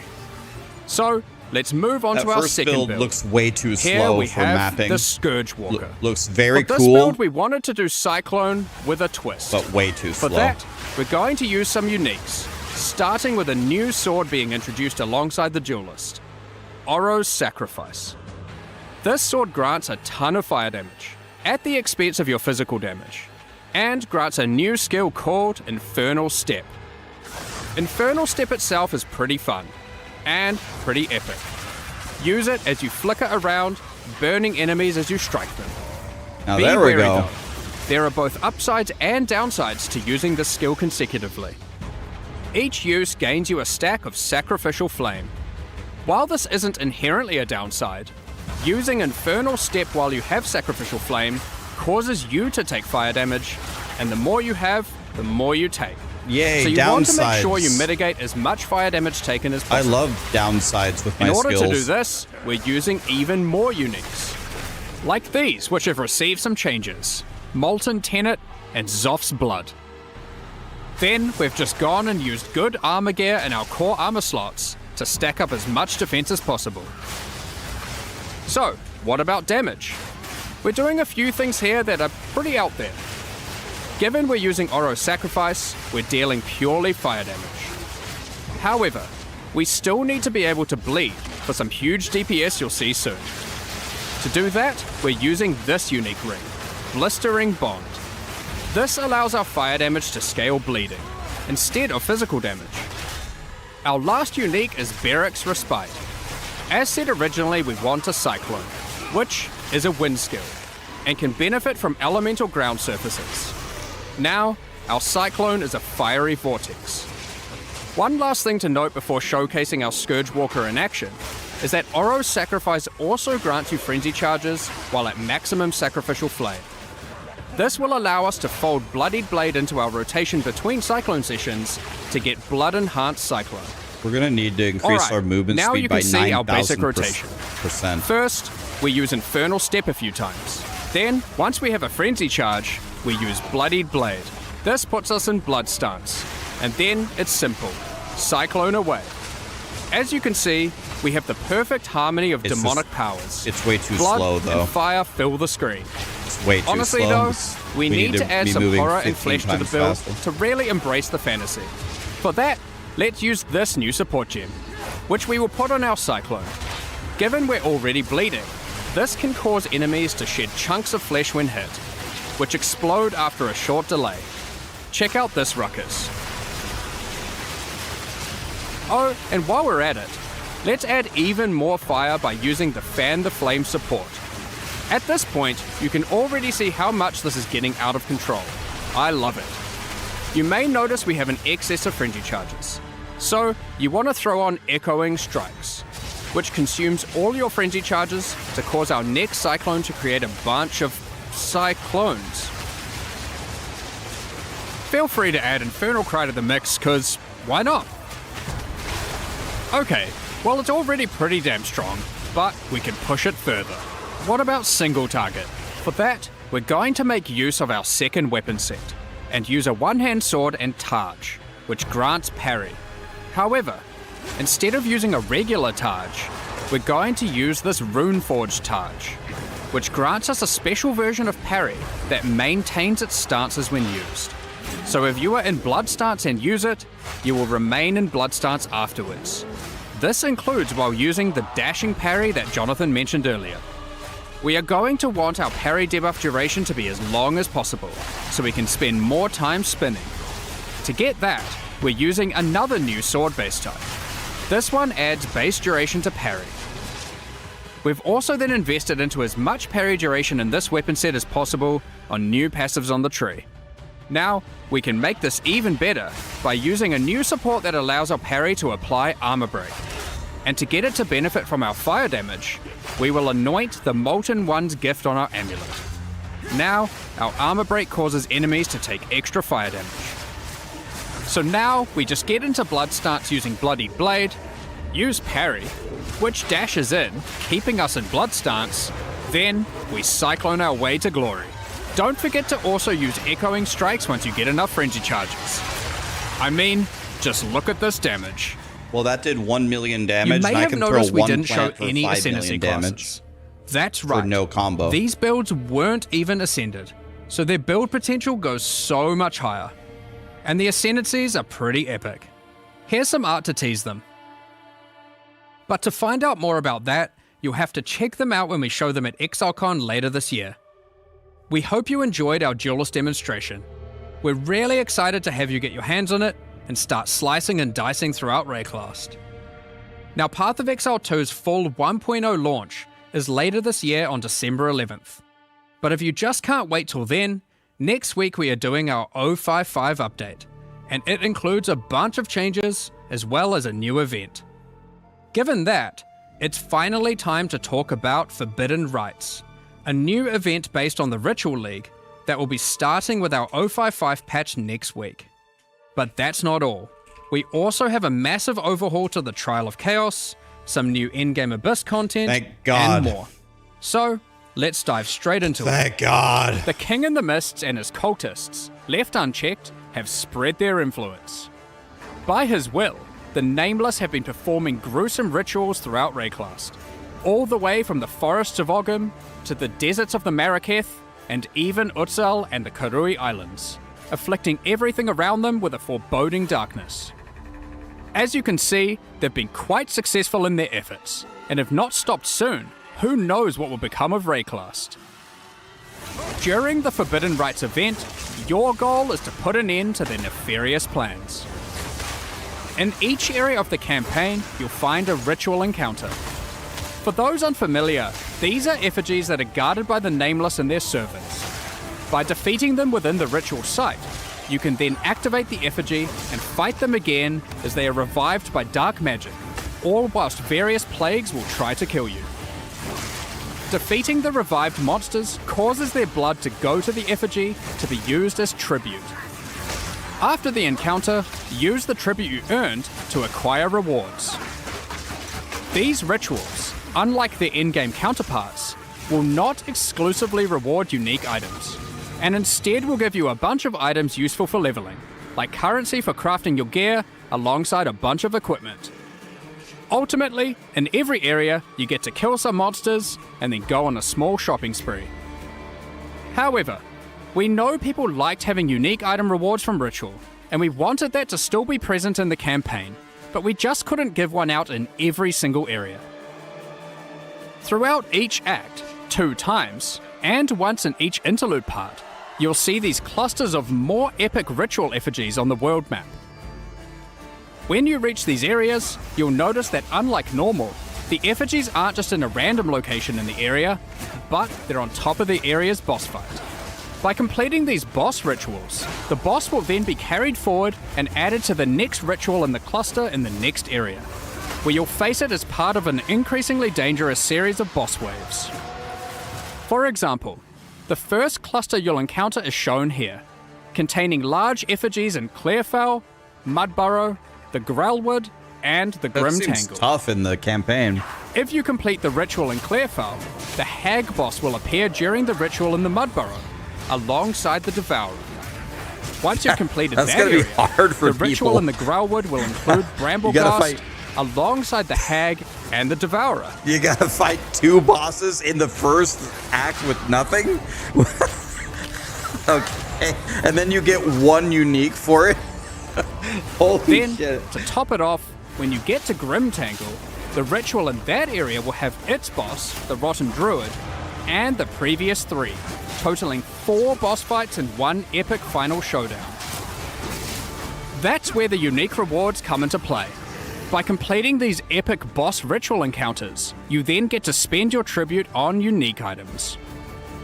Given ritual is the content of the league, we wanted to make sure it worked in multiplayer well. Historically, only the creator of the area gets to spend tribute at the end, while your friends just have to watch. We've made some improvements to this experience. In 055, every party member earns their own tribute and can spend it on their own rewards, so no one has to miss out.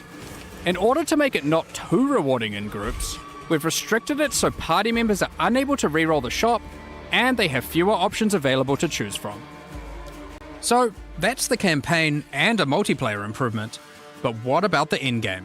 Given that ritual was already available to be added to your maps, well, once you reach the endgame, you'll still have ritual encounters in every area, and they'll still give unique items and omens, but we've added 1 extra mechanic here to add new difficulty and reward heights to your endgame maps. After completing rituals in endgame, you want to keep an eye out for this item, a Sacred Bloom, which you can spend tribute on to acquire. If you happen to find one, you can then use it and apply an entrance to the Wildwood to an in-game map of your choice on the Atlas. Then, when you enter that map, you'll find this entrance at the start of the area. By entering it, you're sent into the Wildwood. You have limited time here, but while in the Wildwood you can find wisps, and you want to follow the trails of them and collect as many as possible. There are 3 different types of wisps: Primal, Vivid, and Wild. When you then have to exit the Wildwood, the wisps are freed and will spread across the map, possessing and influencing many monsters. Primal wisps, when freed, can cause normal monsters to become magic monsters. This is already Vivid done in wisps, PoE when 1. freed, can add additional modifiers to rare monsters. And wild wisps add rarity of items dropped to all monsters. If you're rarely lucky, keep an eye out for these sacred wisps. I wonder what they do. Of course, you can gather all 3 types of wisps if you really want to juice your maps. And by using ritual tablets, you can increase the amount of wisps found while in the wildwood. Be warned though, while affected monsters drop better items, the wisps also empower them, making them considerably more difficult to defeat. So, that's the Forbidden Rites event. While it isn't a full league in the traditional sense, it gives you the perfect opportunity to start in a fresh economy. For those of you who enjoy having clear goals to work towards, this event league also introduces a new set of 8 challenges. These include completing the campaign rituals, defeating named rare monsters, reaching level 90, and more. Completing them will earn you 4 exclusive cosmetic rewards and a statue for your hideout to commemorate your success. Swarm your enemies with the Locust Footprints effect, and send your foes scurrying to their demise with the Locust Swarm Finisher effect. Fear the dark That no was pretty longer cool. with your Wildwood Guardian pet at your side, and level up in fashion with the Wildwood Affliction level up effect. Next, let's talk about the Trial of Chaos. Thank Since God. Early Access launched, we've received a lot of feedback about the Trial of Chaos. It was just obvious that it wasn't good enough. So we've Thank gone you. through pretty much every part of this trial and made improvements across the board. Thank God. There's so much to cover here, so let's just fire away with some of the more important changes. Starting with a banger, you can now leave the Trial of Chaos between rooms and resume later at your leisure.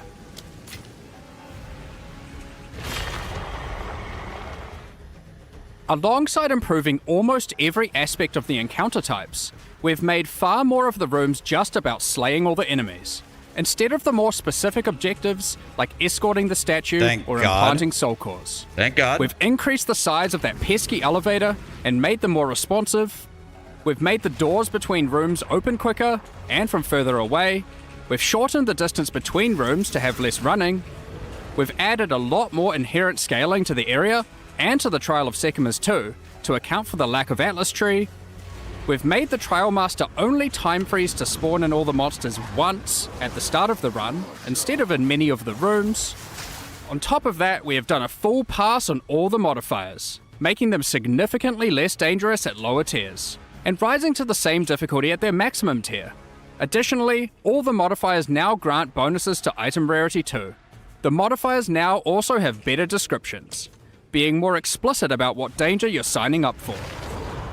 We've also added a new kind of modifier, called a wager modifier. These are meta mods that can significantly increase the danger and reward of your trial.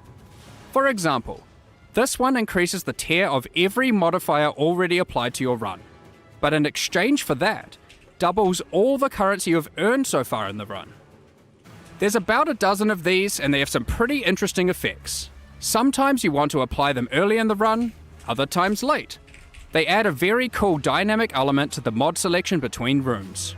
The Uxmal the Beast Lord boss fight in the Trial of Chaos has had its arena redesigned entirely. Less flying, more attacking. Thank God. The more significant elite monsters that spawn during the Trial of Chaos are now more dangerous, but more rewarding.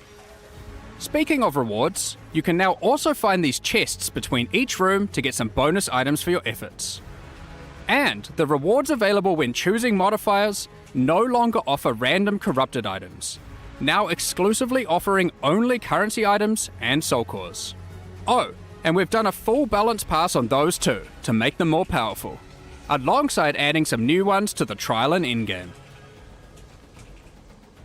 Speaking of the trial and endgame, for those looking for a greater challenge, you'll no longer need to have to stop after 10 rooms. You can now continue all the way to room 30, with the difficulty and rewards escalating as you progress. Combined with the previously mentioned wager modifiers, the rewards of these runs can get very, very juicy. 4 div at the bottom. Reaching these later rooms will also allow you to obtain all 3 Trial Master fragments in a single run, giving skilled players a clear and reliable path towards facing the Trial Master rather than leaving their progress entirely to chance. We've moved the functionality of the wager currency mechanic from magic inscribed ultimatums that could drop from the Trial Master into the base mechanic. This can be accessed at the end of every 10th room. Overall, this is a much more polished version of the Trial of Chaos. Thank you, and we think grinding. it You're addresses such many a of the concerns players have terrible raised over the mechanic past several before. months. When we introduced the new endgame in Return of the Ancients, we wanted the journey through the fortress to feel epic, and it was. But your first time progressing through it, it is a massive undertaking. With a fresh economy, we wanted to make the fortress easier to complete, so in 055, we're making some changes. After completing the main questline, you can now just venture out of the fortress and find another Arbiter of Divinity key. By defeating this more difficult version of the boss, all remaining sections of the fortress will be automatically completed. Now, onwards to Abyss. That saves a shitload of We're time. introducing a new Atlas feature centered around it. We wanted to add more things to find when exploring the Infinite Atlas. So, we've added these new abyssal ravines that can appear. Each map on the ravines has abysses in it, and as you complete each along it, the next map gets more and more rewarding as you push the Abyssal Legion back. When you reach the last map on the ravine, you'll have a guaranteed Abyssal boss encounter. The Forbidden Rites event will not have Runes of Aldo content in each area. But fret not. Pharaoh, Danig, and Expedition content is still going to be available in the Atlas as core, and that includes standard leagues. You can now continue to find expeditions in-game, but from Act 4 onwards. In the endgame, Expedition tablets will now be available, allowing for some new levels of investment into the league. Such as having 2 full expeditions in just one area. Alongside up to 2 standalone Remnant encounters. With tablet mods, you can now even get many sentries per expedition, resembling an almost sentry minion build as you run around and apply runic modifiers to monsters across the maps. The existing Runes of Aldo League will continue to run, so if you want to keep playing there, finishing your endgame and completing challenges, feel free to do so. So that's all our new content summarized for this Event League and 055 update. In case you didn't see it alongside Path of Exile 1's release for Curse of the Allflame, here's a reminder to check out our supporter packs and mystery box that release with it, which are now fully available for use in Path of Exile 2 as well. These include the Plague and Remedis supporter packs, and the Curse of the Allflame mystery box, with some epic items including armor sets, weapon skins, weapon effects, map devices, hideouts, a new tracking scroll, some otters, and much more. If you would like to purchase the Curse of the Allflame mystery box, it's available now through the in-game shop and Path of Exile 2 website. For more information, head to pathofexile2.com/mystery box for all the details. We'll also be releasing some cool new armor sets and skill effects alongside this release. Check these out. If you're interested, keep an eye out on the store with the new release. Thanks for your support. Now, we had originally thought we were going to deploy a much larger balance pass in this patch, but unfortunately, with all the other work going on for our 1.0 release, we were not able to get these changes ready in time. It's been a lot more work than we expected, so rather than deploy something substandard, we decided it would be better to take our time with the balance changes and just release the Event League anyway. All those balance changes that were slated for 055 will now be happening in 1.0 instead. It was fun. The full release patch is shaping up to be a huge one, and if you haven't done so yet, you can acquire exclusive milestone rewards just by signing up at pathofexile2.com for the 1.0 full release. Also, we hope you join us for ExileCon, on November 7th New Zealand time to see what else we've been cooking up. But in the meantime, we hope you enjoy the Forbidden Rites event, which starts at the end of next week. See you in Rayclast. What We're day, just about to Mark? start the End of Q&A next with week? Ziggy D, so get your questions ready. Okay, so that was pretty straightforward, no? That was pretty straightforward.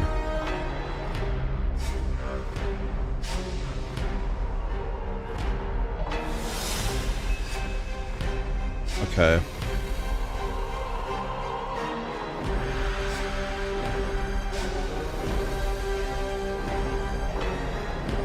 So next Friday, so it's going to be on the 4th. The 4th they release the new league. So yeah, no patch today.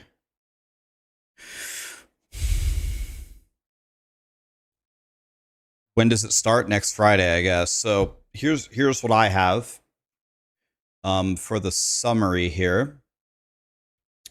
So on 1.0, we're not get 1.0, we're getting the duelist release, swords. Their primary focus is flow. There's ready stance where you can channel it up for extra power and it can be leveled up and has a bunch of combinations with a bunch of their skills. There's sand and blood stance. They can do things like shoot out projectiles, cause bleeding, and combo with your other abilities. There's a really good dash through the enemies with swords. Might be another way to move through the campaign other than just being a wolf all the time. Anything to avoid sprinting and tripping. Might want to put that here. Alternative to the talisman. The Q&A is already up. Okay. Putting it up. You know, doing work on the duelist as well. He's been able to get direct feedback, talk to players as well. You know, it's been really good. Awesome. And Mark, you're over in New Zealand where you were just working on the end-game builds that you showcased in that video there, which were pretty spicy. How are things going over there in the studio? Well, I'm at home right now, but it's been pretty hectic. Just putting it always is for these deadlines, just pulling everything together. But yeah, these in-game builds we just had to put together in the last, honestly, it felt like the last week really is when I was like, okay, we've got to theory craft some epic shit. Let's put it together. And came up with, I said made by developers. Technically that is true, but I kind of theory crafted both of them and was like, let's get cranking. And they both seemed pretty fun. I mean, they were definitely fun to play. Hopefully they were fun to watch, but there's a lot more as well. So there's like, you know, good dozen builds I had in mind, and I was like, oh, we were going to go with them, and we're going down a whole bunch of different paths, and it just kind of ended up, I was like, I want to do something traditional that uses a bunch of swords and something demonic, because why not? So it was quite interesting that I ultimately just got to pick a fantasy and then make it happen. But of course, the difference between me making builds and players making builds is you have to make a build with what works, whereas I make the build and then I'm like, go and make it happen, development team. Thank you. So change the balance until it works, basically. Yeah. Make this a thing. Well, you certainly have a lot to work there with the duelist. There is a lot going on there. I know, Jonathan, you personally were just telling me earlier that you're like very excited for the duelist in particular, and that it's the most fun that you've had with the game so far, or something to that effect. Absolutely. I really love this class. Like, you know, I really love melee combat in games. Like, it's something that I really enjoy. And this one really, honestly, I would say finally kind of delivers something that I would say is like peak melee in an ARPG. Like, I honestly really love it. But also just there's so many intricacies to the skill design in this class that's really interesting. Like, I don't think we've ever sort of woven so many different ways to kind of do mechanics with all the different with all the different skills. Like, every skill is like designing 3 or 4 skills, honestly, just due to all the different ways that you can use them. But at the same time, it's like it's all quite diegetic, by which I mean, like, you know, you kind of like, you know, there's metal in the ground, you electrify it, and now it's like zapping things and things like it's like it's all kind of obvious in some ways, but also kind of complicated too, because, you know, yeah, there's just so many ways you can use everything. There's a ton of nuance to it, but even so, I had a chance to play it last time I was visiting, like a couple months back, and there's some sort of intuitiveness to how the skills end up working together, where you can almost play without reading some of those descriptions, I think, which is good because there's a lot of descriptions you did have to write for those, given the complexity level there. It is actually kind of interesting in the studio because the people who are more, I guess, stat focused are actually the ones that feel the class is more complicated and the ones who just like take it as they see it. Because if you look at the number of stat sets, it is kind of crazy because you'll have like, it's like you've got a buried blade explosion, and then you've got to be like, okay, then buried blade when it's got electricity, and then buried blade explosion with electricity, with electricity, right? Or versus just the electrical hits, and it just ends up being like half a dozen stat sets on every skill that you, which is what we call the different tabs that you see on the skill gem. So if your first experience of the game is like looking at the skill gem hovers and like looking at every single stat set, then you're not necessarily in for as good of a time as if you just like try out the skill and see what it does. I guess that's sort of quite different than what a lot of our skills have been like in the past. But I honestly really love it just because there's so many interesting ways to use the skills. With this, just having such an extensive set of like skill interactions compared to anything you've had so far, how challenging is designing this one and getting it to work and be playable in that way, being, say, compared to the Huntress and the Druid? Well, I'll tell you what, this is one of the hardest classes to design, and a lot of it was like, okay, swords are pretty much the most generic weapon ever, right? And you ask like 10 different people what a sword does, and they'll give you 10 different answers. Like there are certain fantasies, and we kind of had to make sure we were delivering like pretty much anyone's fantasy of a sword, and there's like quite a few different ones, right? So, that you have to go through. But I think the kind of like thing that ties it all together is that to me, swords are about like the kind of that flow feeling. That's what I kind of wanted to nail. And that's where the whole sort of ready stance thing kind of came from. So it took a lot of iteration to get there. I went through so many different designs of the way that swords could work. And eventually it's funny because the whole blood and sand thing wasn't even part of the initial design. And at some point I realized that some of the stuff that we were designing was coming kind of close to that. And I'm like, oh yeah, hang on. In PoE 1, we've got this blood and sand theme. What if we actually took that and like effectively used that theme on top of some of the mechanics we were designing? And then it all kind of really rapidly came together after that. Like we suddenly realized like, yeah, this is sort of the feel, like the theme of like physical stuff that we can go with for the duelist. And it ended up working really well. So I'm really happy with the way that ended up. Yeah, the stance thing in particular, I remember when I was trying it, like, and you're talking about flow and how important that was. And I remember I was having an issue where I really wanted to get into ready stance and then move to the next monster to execute my next skill. Right. But that would break ready stance. But I noticed that that's something that you've solved in the new iterations. You've got this way that you can even carry through now. Yeah, so since you played that, we added the idea that there are some skills that you can use without breaking ready stance, and in particular, the rending dash that you can use to sort of dash from one place to another. Having that be an option that you can do without breaking ready stance sort of allows for that positioning that you can do. I'm sorry, Twitch died, guys. I apologize. I didn't use it that much in the demo that I was showing, but for actual like practical play, I highly recommend using it because if you're someone who likes to zoom around, then using that skill can really add quite a lot to what you're doing. I think people are probably a little bit confused in general about like the ready stance and the blood and sand as well. So how do those just effectively work ultimately? Yeah. So fundamentally what you've got here is that there are two different, at least two that we showed, ready stance skills. One of them kind of moves backwards as more defensive, and that's the sand one. If you stun a monster with that, then it's going to put you in sand stance. The other one is moving forward, more aggressive, and that one, if you hit a parried monster, it's going to put you in blood stance. So if you're into the sort of parry gameplay early on, then blood is the one for you. If you're more into, if you're not into that, then using the sand one is like more your style. Then you can go that way. But all of it is bypassable with frenzy charges as well. So one of the questions that we often get is like, what if I don't want to parry? What if I don't want to do the stun stuff? And frenzy charges effectively act as your bypass. So as Mark showed in one of those builds there, combat frenzy is like a good way to be able to kind of like, get those stances without that. But there's even other ways as well. So there's also support gems that allow you to get blood and sand without having to even do either of those skills as well, and like quite a few different options. Like there are actually a huge number of different options that got a couple really uniques as well.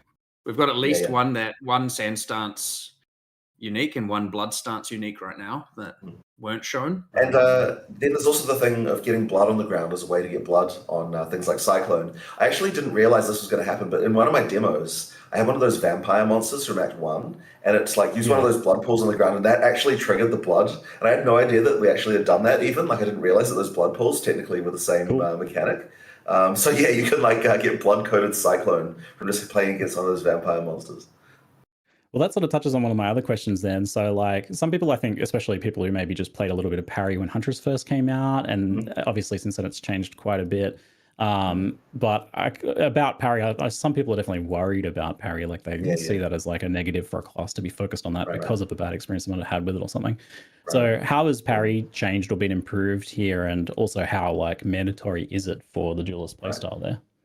Well, certainly we didn't want it to be mandatory because that was one of those things we did with the Huntress where parry was really important for that class initially, and we wanted to make sure that it wasn't here. That being said, it is a duelist. I want parry to be a thing for it, so like, you know, we did want at least one of the archetypes to involve that. But at the same time, one of the big issues that we've had with parry, kind of two things really. Like it's really just comes down to unreliability. So there's a new change that we've just implemented for parry, which was actually quite complicated to do, and it's a little bit complicated to explain as well. But effectively, what we've done is we've made it so that when you're parrying, your character is effectively enlarged for against skills that are parryable.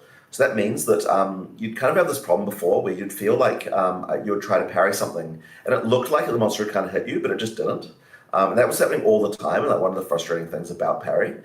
So what we've done is now that we've made this change, it means that monsters hit you much more reliably when you're parrying, and so it just makes the whole thing a lot better.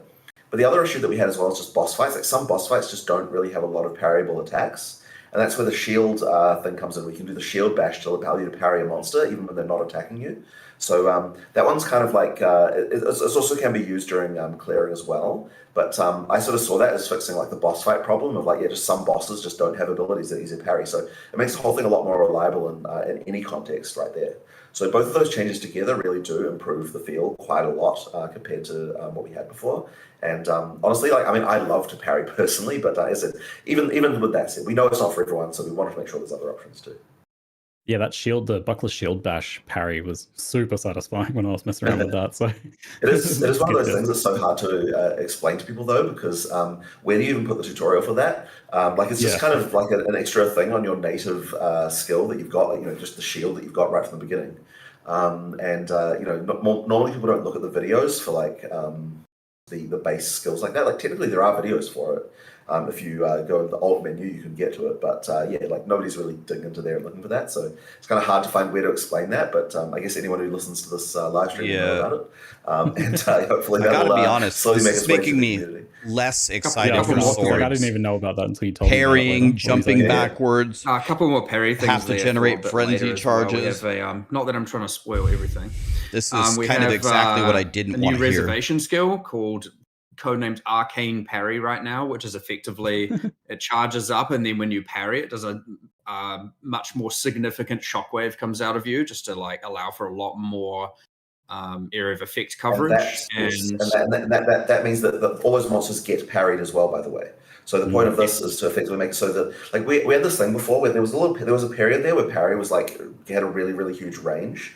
And it was good for endgame, and but we didn't really like that it was so non-physical. So by adding like this kind of like effect to it and actually making it into a mechanic that you can do with a spirit reservation, now it becomes a thing that we can much more readily accept. And it is a good way to actually make parry viable in endgame as well, by just making it hit like a much larger area. That parry fix where you're enlarged, is that in 0.55 or is that a 1.0 alongside Duelist change? It's probably in 1.0, I would imagine. 1.0. I'm pretty sure. Yeah, it'll be 1.0. All right. What were you saying? But yeah, Twitch is dying, guys. I apologize. Twitch died. A new unique helmet coming, which causes your war cries to parry enemies, and then in the full radius.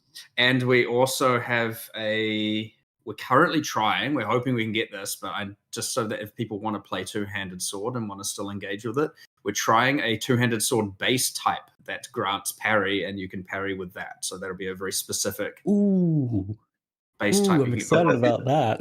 You're excited about parrying, Ziggy? I was definitely a little sad. You're excited about parrying? Two-hander, but I kind of get not wanting them all to be the same. So having the differences there, because so you can parry with the dual wield swords, which is obviously a unique thing to swords. And you can parry with the buckler, all the armor evasion shield bases, right? Like the other ones as well. So you've got the parry with those, but that lets you a unique two-handed sword parry. That's pretty cool. I mean, you guys might like making more work for yourselves. That means even more animations, right? You have to make a two-handed parry animation now. Sure. Just for that. Sure. You know, it's fine. It's fine. It's fine. I was going to ask about the animations actually, because these are definitely some of the cooler animations that we've seen so far, and also just They in definitely general, are. like some of the coolest sword animations I've seen in any game.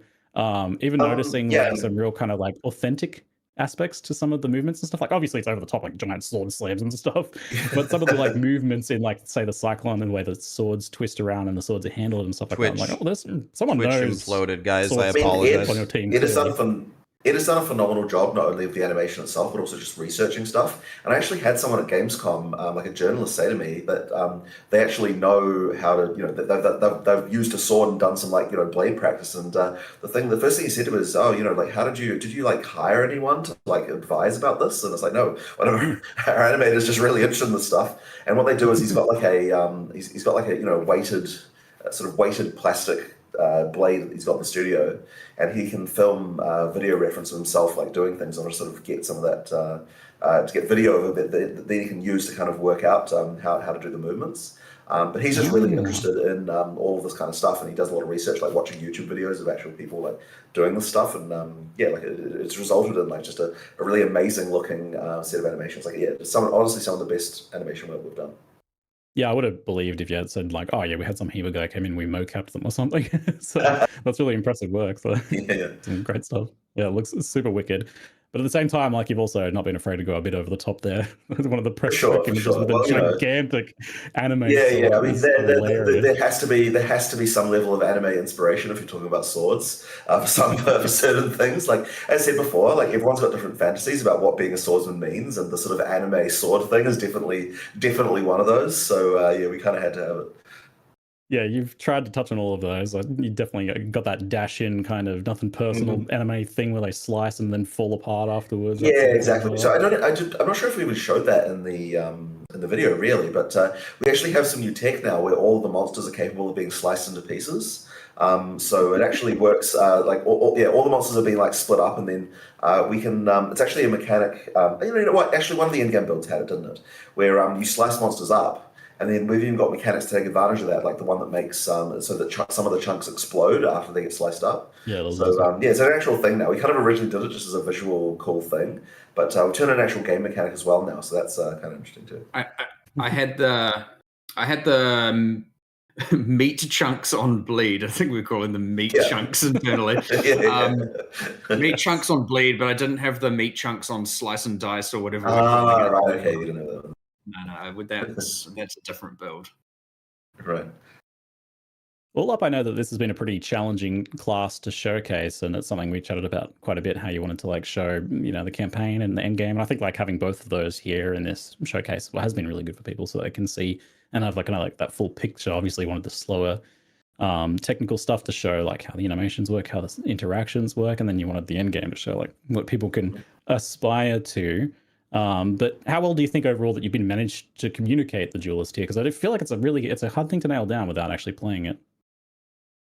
Mostly because you can see the fluidity sort of, but you don't really know how it feels. So I mean, honestly, one of the reasons why we're so keen to demonstrate it at Gamescom, so a bunch of people can get their hands on it. Honestly, it's just been really good. Like a lot of people really enjoyed it. So I think I was a little bit worried, right? Because like I was worried, like, will people understand ready stance and so on? And we were so worried about it. We're like, okay, we need to have some like signs up that explain ready stance. We need to make sure there's a tutorial in this Gamescom build that we've got for this, just for that to make sure it works. And if all else fails, we've got Kevin who can just walk around and tell people if they're not doing it. That's just like really certain that everyone understands the mechanic. But like honestly, once you feel it, once you feel the flow, it totally makes sense. And honestly, even like some of the design meetings I'll have, I'm just like sitting there, just like doing ready stance attacks. I'm like, I'll sometimes just like lose track of time, just sitting there like doing it. It's just so fun to actually do. I really enjoy that part. So those endgame builds look very spicy. I know a fear was that like some people would feel that swords were too weak or too slow because you were showing just that early campaign side of things. Yeah. But if anything, after seeing like those endgame builds, I'm wondering like almost the opposite. Is like, is there a risk here that like the endgame power level of players has just become so high that opportunities to enjoy some of that deeper gameplay is becoming like too far and like too few and far? It is a potential concern for sure. Balance will be tricky, I suspect, to get right. All those things you saw are like the current balance, but maybe Mark, you've got some more theories about that. those builds when they were getting filmed, I was like, they're just too strong. They're too strong. And I think even Jonathan, you had some feedback. You're like, just make them a little bit weaker. Like you don't need to one hit literally everything. And I was like, we're already filming these in tier 25 map equivalents with like There was a problem at one point like that. Unassembly. I'm like, what am I supposed to do? They might be really powerful, but the cyclone moves like 1 mile an hour is the problem. Would like putting together a class for demonstration purposes for like a convention and to put together these builds. Like obviously we still have some more work to do with respect to that balance kind of side of things, but it's definitely very, very powerful right now. Some of that dust has to calm down, but that's okay. You know, we'll get there. These things take a lot of time to iterate on, and of course, we have till December 11th to do that. So I'm not concerned about the amount of time. In fact, we've never had a class this ready with this much time, so that's a good thing. But yeah, it means we can make even more builds, get even more ready, have the balance be ideally in the best spot. Hopefully players will agree, but we'll see. But yeah, definitely.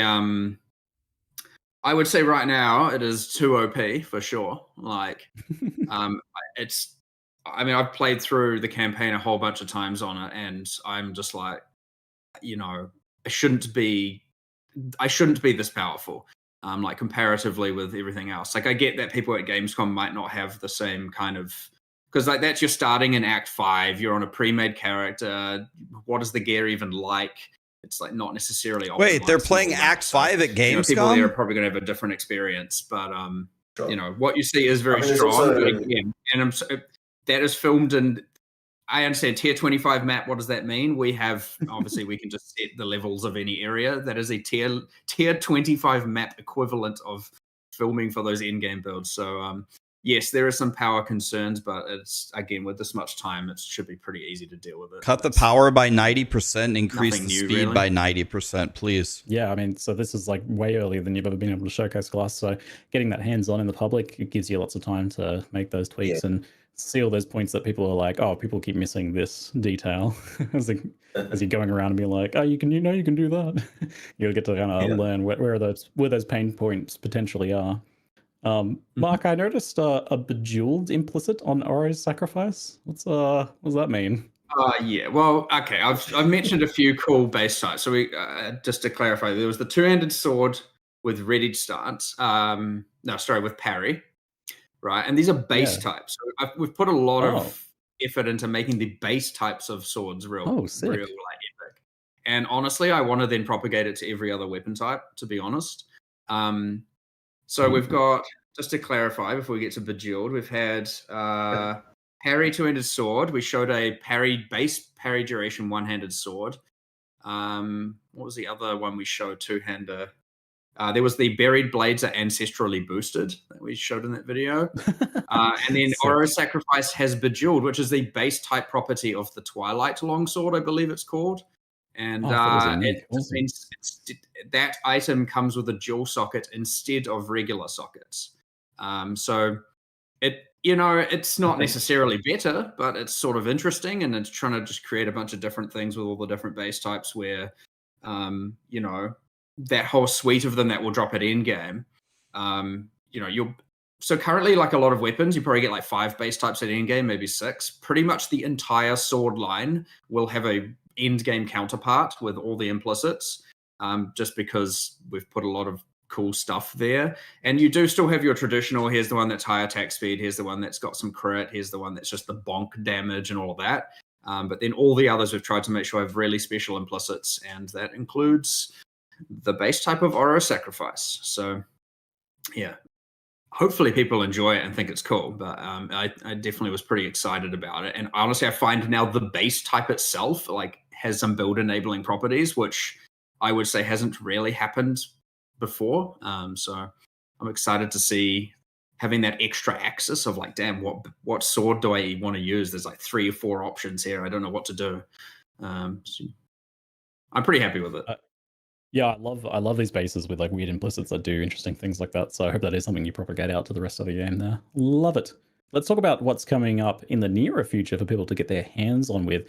But first, you did mention that you were hoping originally to get a big balance pass in 0.055 in the lead up to launch, but now the bulk of that at least is being pushed until launch. Is there some stuff that you feel like you really want to get in before then, though? Is there anything that you do want to get into 0.55 potentially? Well, want to and realistically possible are the two things that are at clash here. I wanted to get all of it in. It just wasn't coming together in a way that wasn't just going to. Like, the things with this is you can't like half-ass it and deploy it. If you remove all of X and don't do all of Y, it's just like, okay, why did you just remove all of that? I don't understand. And we weren't just able to bring those packages of changes together, especially while we've got a whole new class in development, getting fully balanced and prepared. And that made it even twice as hard because, as Jonathan's mentioned in the past, and we've talked about, every single time we make a new class, we end up changing every system under the sun. And then we want some of those in and some of those not in. And it was just this giant ruckus of, it's like a kind of just massive writhing changes everywhere. And it was so hard.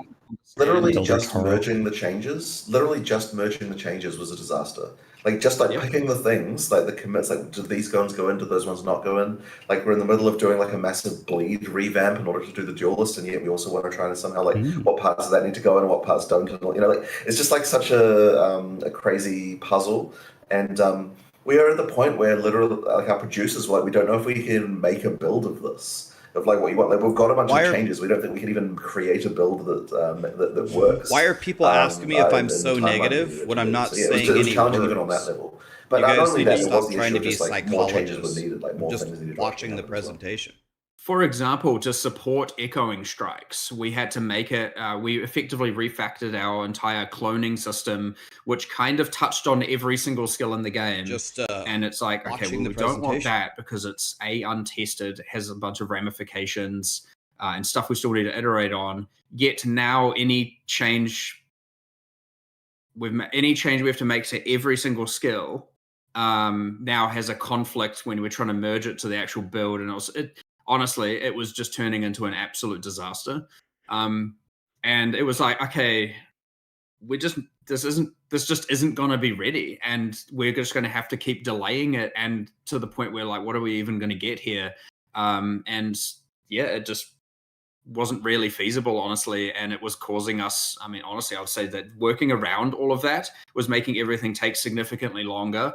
And then all of a sudden now we're getting less done because we're having to work around that, and it was just not coming together. And it is sad, and I am real gutted about it because there's one thing that I wish this interview focused way more on is he's asking questions like, how do you feel the release of the swords went? Or he asks, what, you know, why didn't you get the balance patch in? Well, hopefully they like their sword release that they just released because they made it. And, why didn't they get the balance patch in? Because they didn't have time. I wish we were asking them much more about, instead of like kind of feeling questions, I wish we were asking questions about, you know, the actual game or what's coming or how mechanics work or how these things work, instead of kind of feeling questions. But maybe I'm in the minority. Retag, we effectively like take everything that we have on our development version, and it's all going to go live. So there's not like this kind of same production hell that you get when you're trying to like make a build out of parts from. I think he means from the testability sake, maybe. Well, sure, I guess so. I mean, yeah, there's always that, but you know, I mean, look, 1.0 is going to get a hell of a lot of testing. You know, like obviously, you know, there's a lot of stuff to do there. So our QA team will be all over that. We got more time now to make sure it's right as well. So yeah, for sure. Yeah. Since most of the balance changes are being deferred to 1.0, I won't like dive into too many of the balance related questions at this point, since it's all still obviously quite a ways away. But one of the things we did discuss was the plus levels side of things, and that is probably the one that came up the most. This is a good question. And I know you guys said in the past that you were reviewing some ask, changes in 0.5 from that to see how they landed. But it does seem like plus levels are still seen as quite a bit of a problem, crowding out uniques and increasing inavailability in some cases as well with some of the stuff from the Runes of Aldor. So how are you feeling about plus level balance overall at this That's a point good now, or question. moving forwards towards 1.0? Is that on your radar there? It is still on the radar, yes. I haven't actually done the changes for it yet, and I don't 100% know exactly what to do, but I mean, we've had probably 15 discussions about it now, so it's one of those, it's turning into the next dexterity for sure. And we'll see. We'll end up somewhere for sure. I just don't know exactly what that is right now, but it's the second on the spreadsheet. There's like a spreadsheet called Mark to do something, and what's first? The second one. So ask him what's first. What's number one out of interest? Thank you. We're having another balance meeting today to discuss it. So, what is number one? It's probably just whatever I added last. Number one is reserved for this hasn't been sorted in the list yet. Okay. Because I just insert at the top of the sheet when I add stuff. So, and then it gets reprioritized. But that one stays at number 2. I see. Okay. Have you guys discussed like some of the things being kicked around? I've seen like, I don't know what's a good solution and what's not, and for what reasons here. But have you discussed like, maybe like level 30 is the cap that you can reach for gems, or limiting the amount you can get there, or is it more of something you're looking at? Oh, well, it's maybe just about getting the numbers right. Like we just want to bring those down. This to is stuff levels. I can write in my little What do you sheet. kind of feel it is? Caps have there is a cap, but yes, caps have been discussed. I think the important thing we want to do is not kill. Well, honestly, I would say there is a few problems with like caster itemization, and I want to make sure that we don't just take away that itemization. Even very early in the game, caster itemization isn't as good as it could be. But it's really hard when you're dealing with fundamental mod pools. Like even early game runes are not as impactful, obviously, for casters, right? Where you get like flat damage ones for attackers and casters don't, and it propagates all the way through. And I get that some of the leagues have added some, breach caster items, for example, have added some in-game itemization, but there is a more fundamental problem here for sure. So I don't. I just don't want to make the itemization for casters worse. Let's make it really. That's honestly how it is. Yeah, it'll be interesting to see what you come up with there then. I get that it extends further than just casters, but like that's the main thing of not wanting to ruin. Yeah, there's almost 2 separate discussions there. Everyone has a different perception of like, what is good itemization or not. I'm talking about just generally what we believe to be good itemization, as opposed to I don't necessarily see an inherent problem with plus levels. I think it's just that the power level of it and its availability is high to the point where it does crowd out other item choices. So it feels like you're, if it's not that, then it's not worth using effectively. We definitely have a thing right now where every single caster unique that gets made, it's like doesn't have plus gem levels, sucks. And 1 out. Even with all of the new uniques we've been making, it's like you kind of want to default to be like, this needs +4, this needs +6, this needs plus, and it's like, do we really have to put this on literally everything? Yeah, but that's when you start to to wonder. compare, like, in the same way that you're making when you're making a weapon, like generally you can't just be like, nah, I'm not going to put any damage mods on it. So like a martial weapon. So it just doesn't feel quite the same. And I do understand why. I've discussed that before, but anyway, we'll see what happens, but we will do something. All right. So the Forbidden Rites event, so just to clarify for folks, this being an event is different to a regular expansion. It's a different thing entirely. It's not a league and expansion in that same way. So what of the changes that you talked about are specific to this Forbidden Rites event versus core game changes here as well? Yeah, so this is our first time ever that we've had a league be both running and core. And we just noticed there was a lot of people still playing Runes of Aldor. We didn't want to end it. So we wanted to keep that running. So we've had to do a large number of hacks to both support something being core and not. But it's weird. The tablets are for the event and standard league. So because the league is in every area in Runes of Aldor, you don't get tablets to further it. What else have we changed there? I mean, you don't get remnants in every area during the event, but you can once you start using tablets, and it's it's honestly for those who've obviously played leagues and seen leagues go core, or people who played our previous leagues for PoE2, like Fate of the Val, and then the Temple became core. Ultimately, it should feel like all the content from Runes of Elder is now in its core state while you're playing in the event and standard leagues. Yes, I will. And Spooky. if you continue to play Runes of Elder, you should notice no difference. That's pretty much it. We have made some changes, like obviously it's not introduced now until, so currently in the Forbidden Rites event, the content, the characters aren't introduced until Act 4 when you're doing the quest in Act 4. So you won't see any through Act 1, 2, and 3. What else is different there? I think the only other thing we may have, I'm pretty sure we changed it, is, which I don't know how people are going to respond to this one, but we've removed from the Forbidden Rites and Standard League, so it's not in the current Runes of Elder, it didn't want to affect the economy, but Elder Saga, the mods from it are now in the core mod pool of what can generate on logbooks, as opposed to requiring that item. You'll have to determine the rarity yourself, and then we've replaced that outcome from the Remnant encounters, just so that the entirety of the end game for that isn't just Elder's Sagaing, and that's it. Awesome.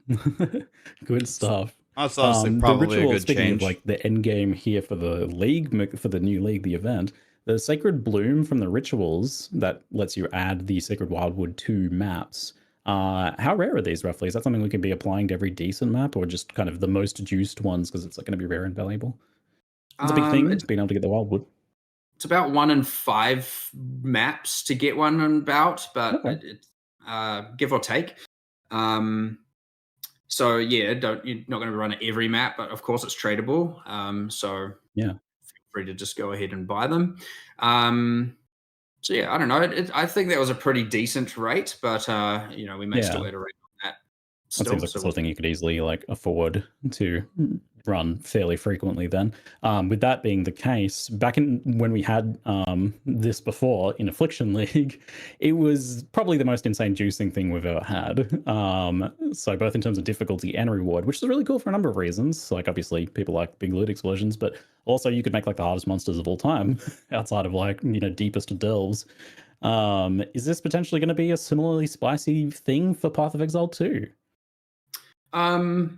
It's obviously pretty hard to compare the drops because it's just an entirely different. Ask them what they did with Oath-Rune and Ziggy. Like, are you going to be having to hover and identify 100 heavy belts in every map? Probably not, but for those who, that is my strict memory of Affliction, is like, I am so sick of looking at heavy belts on the ground. Yep. I think they actually got 2 mirrors in that league as well, which I feel like shouldn't happen, but maybe even more than crazy. I've only ever got one in more. Yes, I have equal memories of Affliction. Don't worry about that. But the way that the wisps scale the monsters is a bit different anyway. So instead of just rarity, PoE1 did rarity, quantity, and chance for items to be currency, I believe it was. Instead, here what we've done is blue wisps turn monsters magic. Normal monsters magic, yellow wisps add mods to rare monsters, and purple wisps add rarity to everything. So purple, magenta, so if you're stacking rare monsters, obviously yellow and purple is the right combination to get. So are you going to expect the same levels of juice? Hard to say. It should definitely be a good alternate way to juice in-game maps compared to, say, something like Delirium right now. And of course, though, you can stack both of them. So, to some degree, of course, because they both get better with tablets, so they are contesting with one another. But you can just run both and stack it with everything else that is in the in-game currently. So, should be pretty out there, pretty crazy. Right on. Rapid fire. The Trial of Chaos was the changes there look amazing. It was one of my least favorite parts of the game. So those changes, there's huge set of improvements there. Absolutely, I'd love to see that. Is Sekima's likely to get a similar treatment in some way? Good, thank you, Ziggy. Nice. In my opinion, but Still These are good questions. It is in terms of content, that existing content that needs improving. It is the next, like as an actual, like in content, not like character side or balance or anything. It is the next thing on our list that is the worst thing. Nice. Nice question, Ziggy. So and yes, that's we exactly definitely what I want wanted to hear. but obviously lot to do for the end of the Thank year. God. So we'll have to see if we can fit it in, but we'll Okay. see. This how that interview goes. is But yeah, absolutely like, if turned not, around for me. I would say if not for release, then you'd look at it for 1.1 kind of territory for sure. But honestly, the changes we made to Trial of Chaos are like it's so much better. Like holy, oh my god. And it should never have been in that state. Like I was writing and reading all the patch notes, and I was just like, we should never have had to write this. This should not have ever needed to have been a patch note. This is like horrendous. And I'm sure when we get through Trial of Titanus, we're going to have a similar situation going on. So it's not as bad. At least there's like a kind of strategy there to some degree, and ways to make money, and divines. But yeah, it needs a substantial amount of love for sure. Awesome, good to hear it then. So a few more rapid fires on the end game. The challenge level of end game caps out pretty early currently. That's good for build diversity, honestly. But it does mean that there are some limited options for like testing your more powerful characters. Uber bosses and more challenging like end game content. That's something on the radar for maybe for 1.0 or something. I don't want to commit to like higher tiers of boss content and difficulty to too much of a degree, especially with respect to Uber bosses, until we have the character balance in the right spot. And in theory, 1.0 should have them in the right spot. But you know how balance goes with these things, with live service products in particular. And similar to PoE 1, right? It's every single league we have balance changes. So it's one of those infinite tasks. That being said, I definitely don't want to add Uber boss content until we've felt like that's in a stable spot for sure. I actually went out of my way to play a number of kind of atrocious builds this league. Just like I picked literally the worst thing, the things that were being played the least, and I played them. And honestly, fighting those pinnacles with those characters was insanely difficult. And I was like, if we were to add content beyond this, it's just impossible. It's just not going to even be possible. It was actually like, and I played a good character as well, and I was just like, okay, we need to, we've got some work to do here before we go and create a bunch of content that a bunch of players will literally never be able to even achieve, even if they did everything right, because the character balance is, the low end is just not in the right spot at all. And honestly, the very, very top end, the top 1% kind of builds is not in the right spot either. So once we get that, I'm hoping to be able to actually start, thinking about it. Okay, but I mean, the Wildwood will go towards making things harder. So rest assured. Yeah. Some juicing potential there. There's been a few questions about the state of tablets, focusing on tablet management, trading, rolling them, the work that kind of goes into getting the modifiers that you want for your in-game farming strategies. You get it compared to things like scarabs, which have those set effects. So they've got that double whammy of like random modifiers and the limited uses. What do you like or not like about current tablet design? Is this something you're thinking about at all, or is this kind of the first time you've heard that brought up? How are you guys feeling about tablets overall there? We've actually discussed it pretty in depth recently when talking about PoE 1 with respect to like the current state of endgame there, and talking about all of the changes we want to make around there and how it compares to PoE 2 and what parts do we like and not like. Personally, I really like the tablet, the mod rolling side of things. And what we've found is generally over time, there is at least an audience that are more aligned towards wanting determinism, and thus the mod rolling can get phased out. And I actually think that this has been a big part of the discussion where we're looking at this. I feel like by adding more determinism and removing these like random axes, the strategies end up becoming quite dull and then have to just be balanced around that determinism, and then they get neutered, and then you've just lost kind of everything because everything is all equal and everything's all balanced.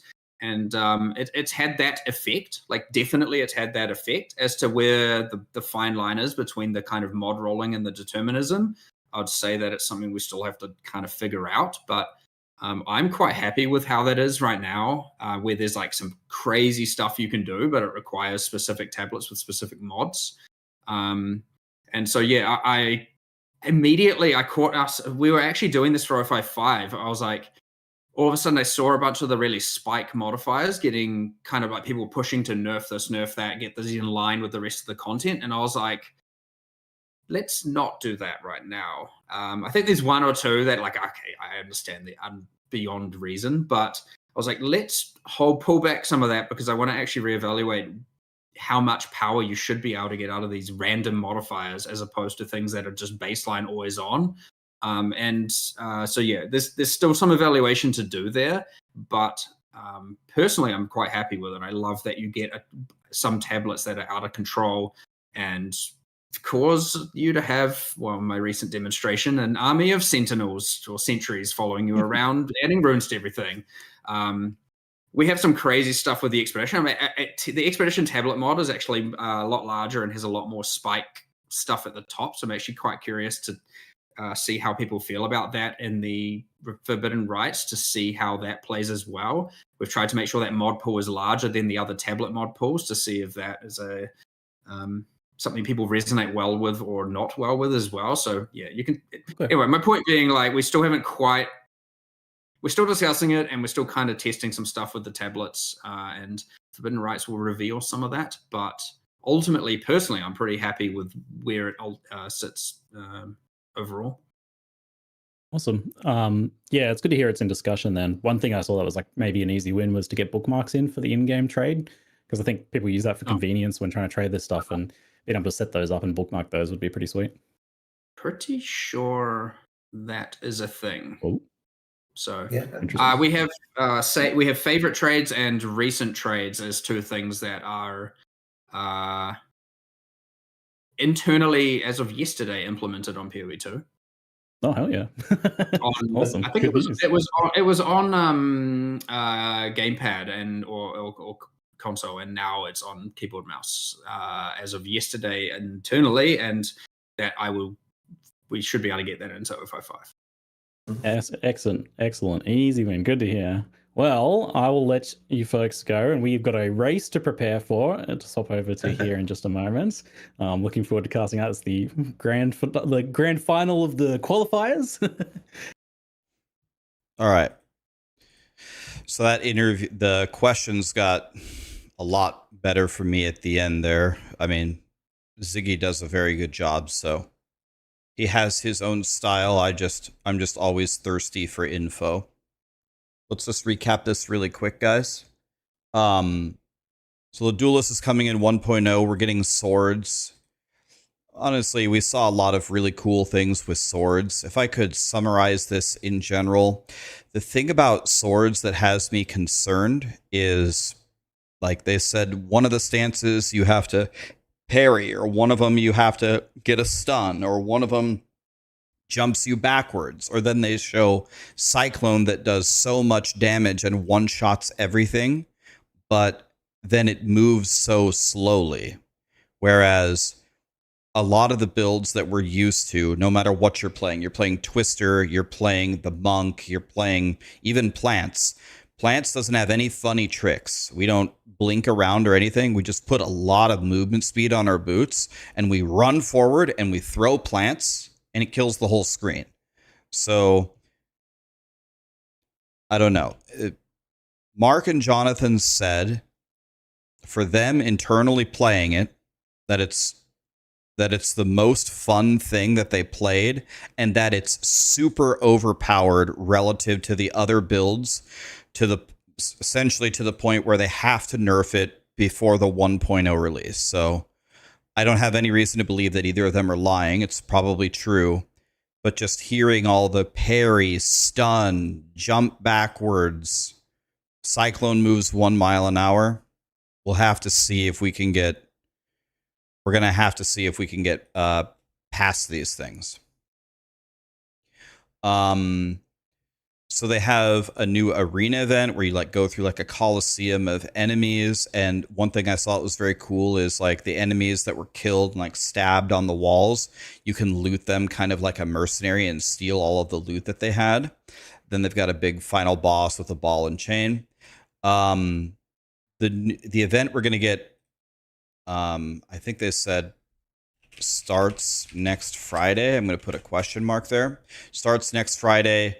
I should also say that the Runes of Aldor League will continue to run.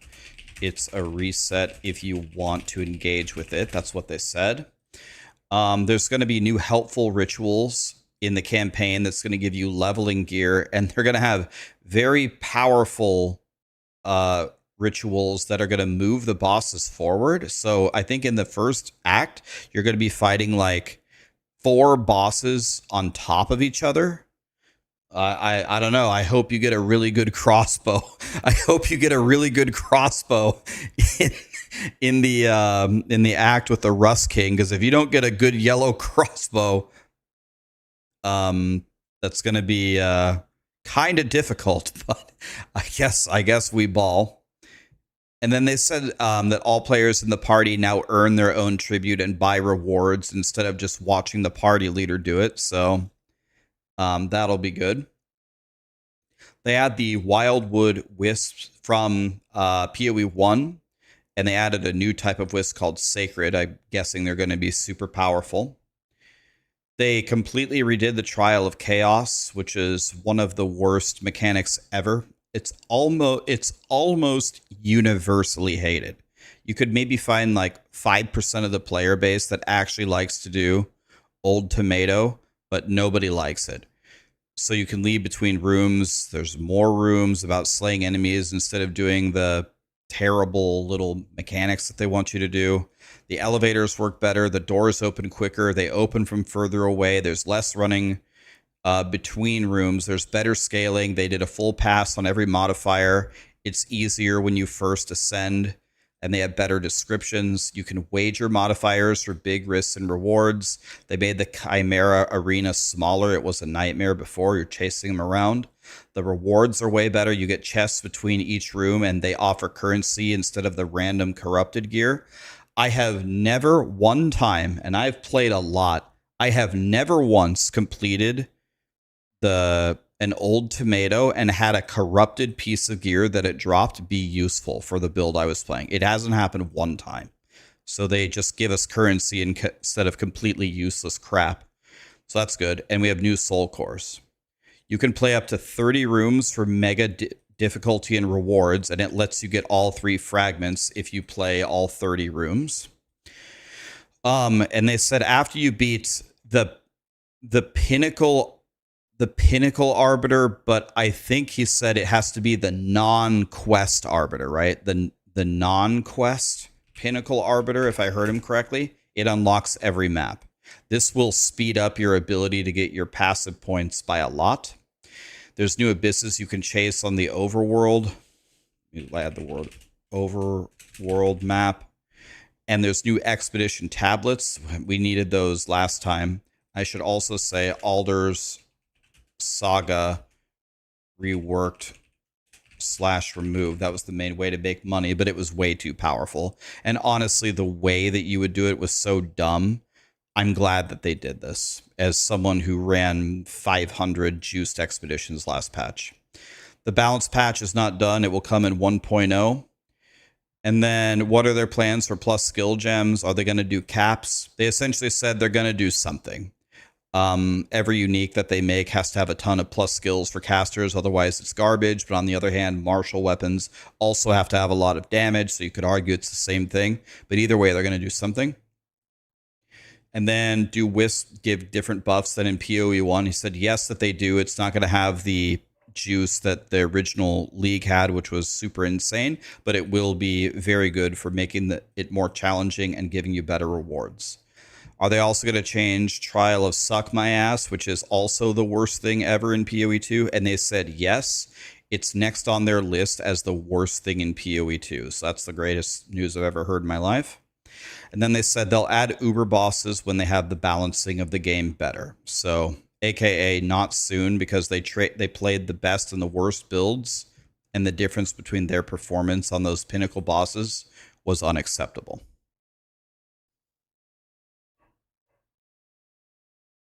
So, overall, if you want me to be honest, I would say I'm either... I definitely didn't get more excited for Swords watching this presentation, but that could just be a function of the presentation itself. Maybe Swords are way better than I think they are, and maybe we can solve all of these problems much easier than it appears to me.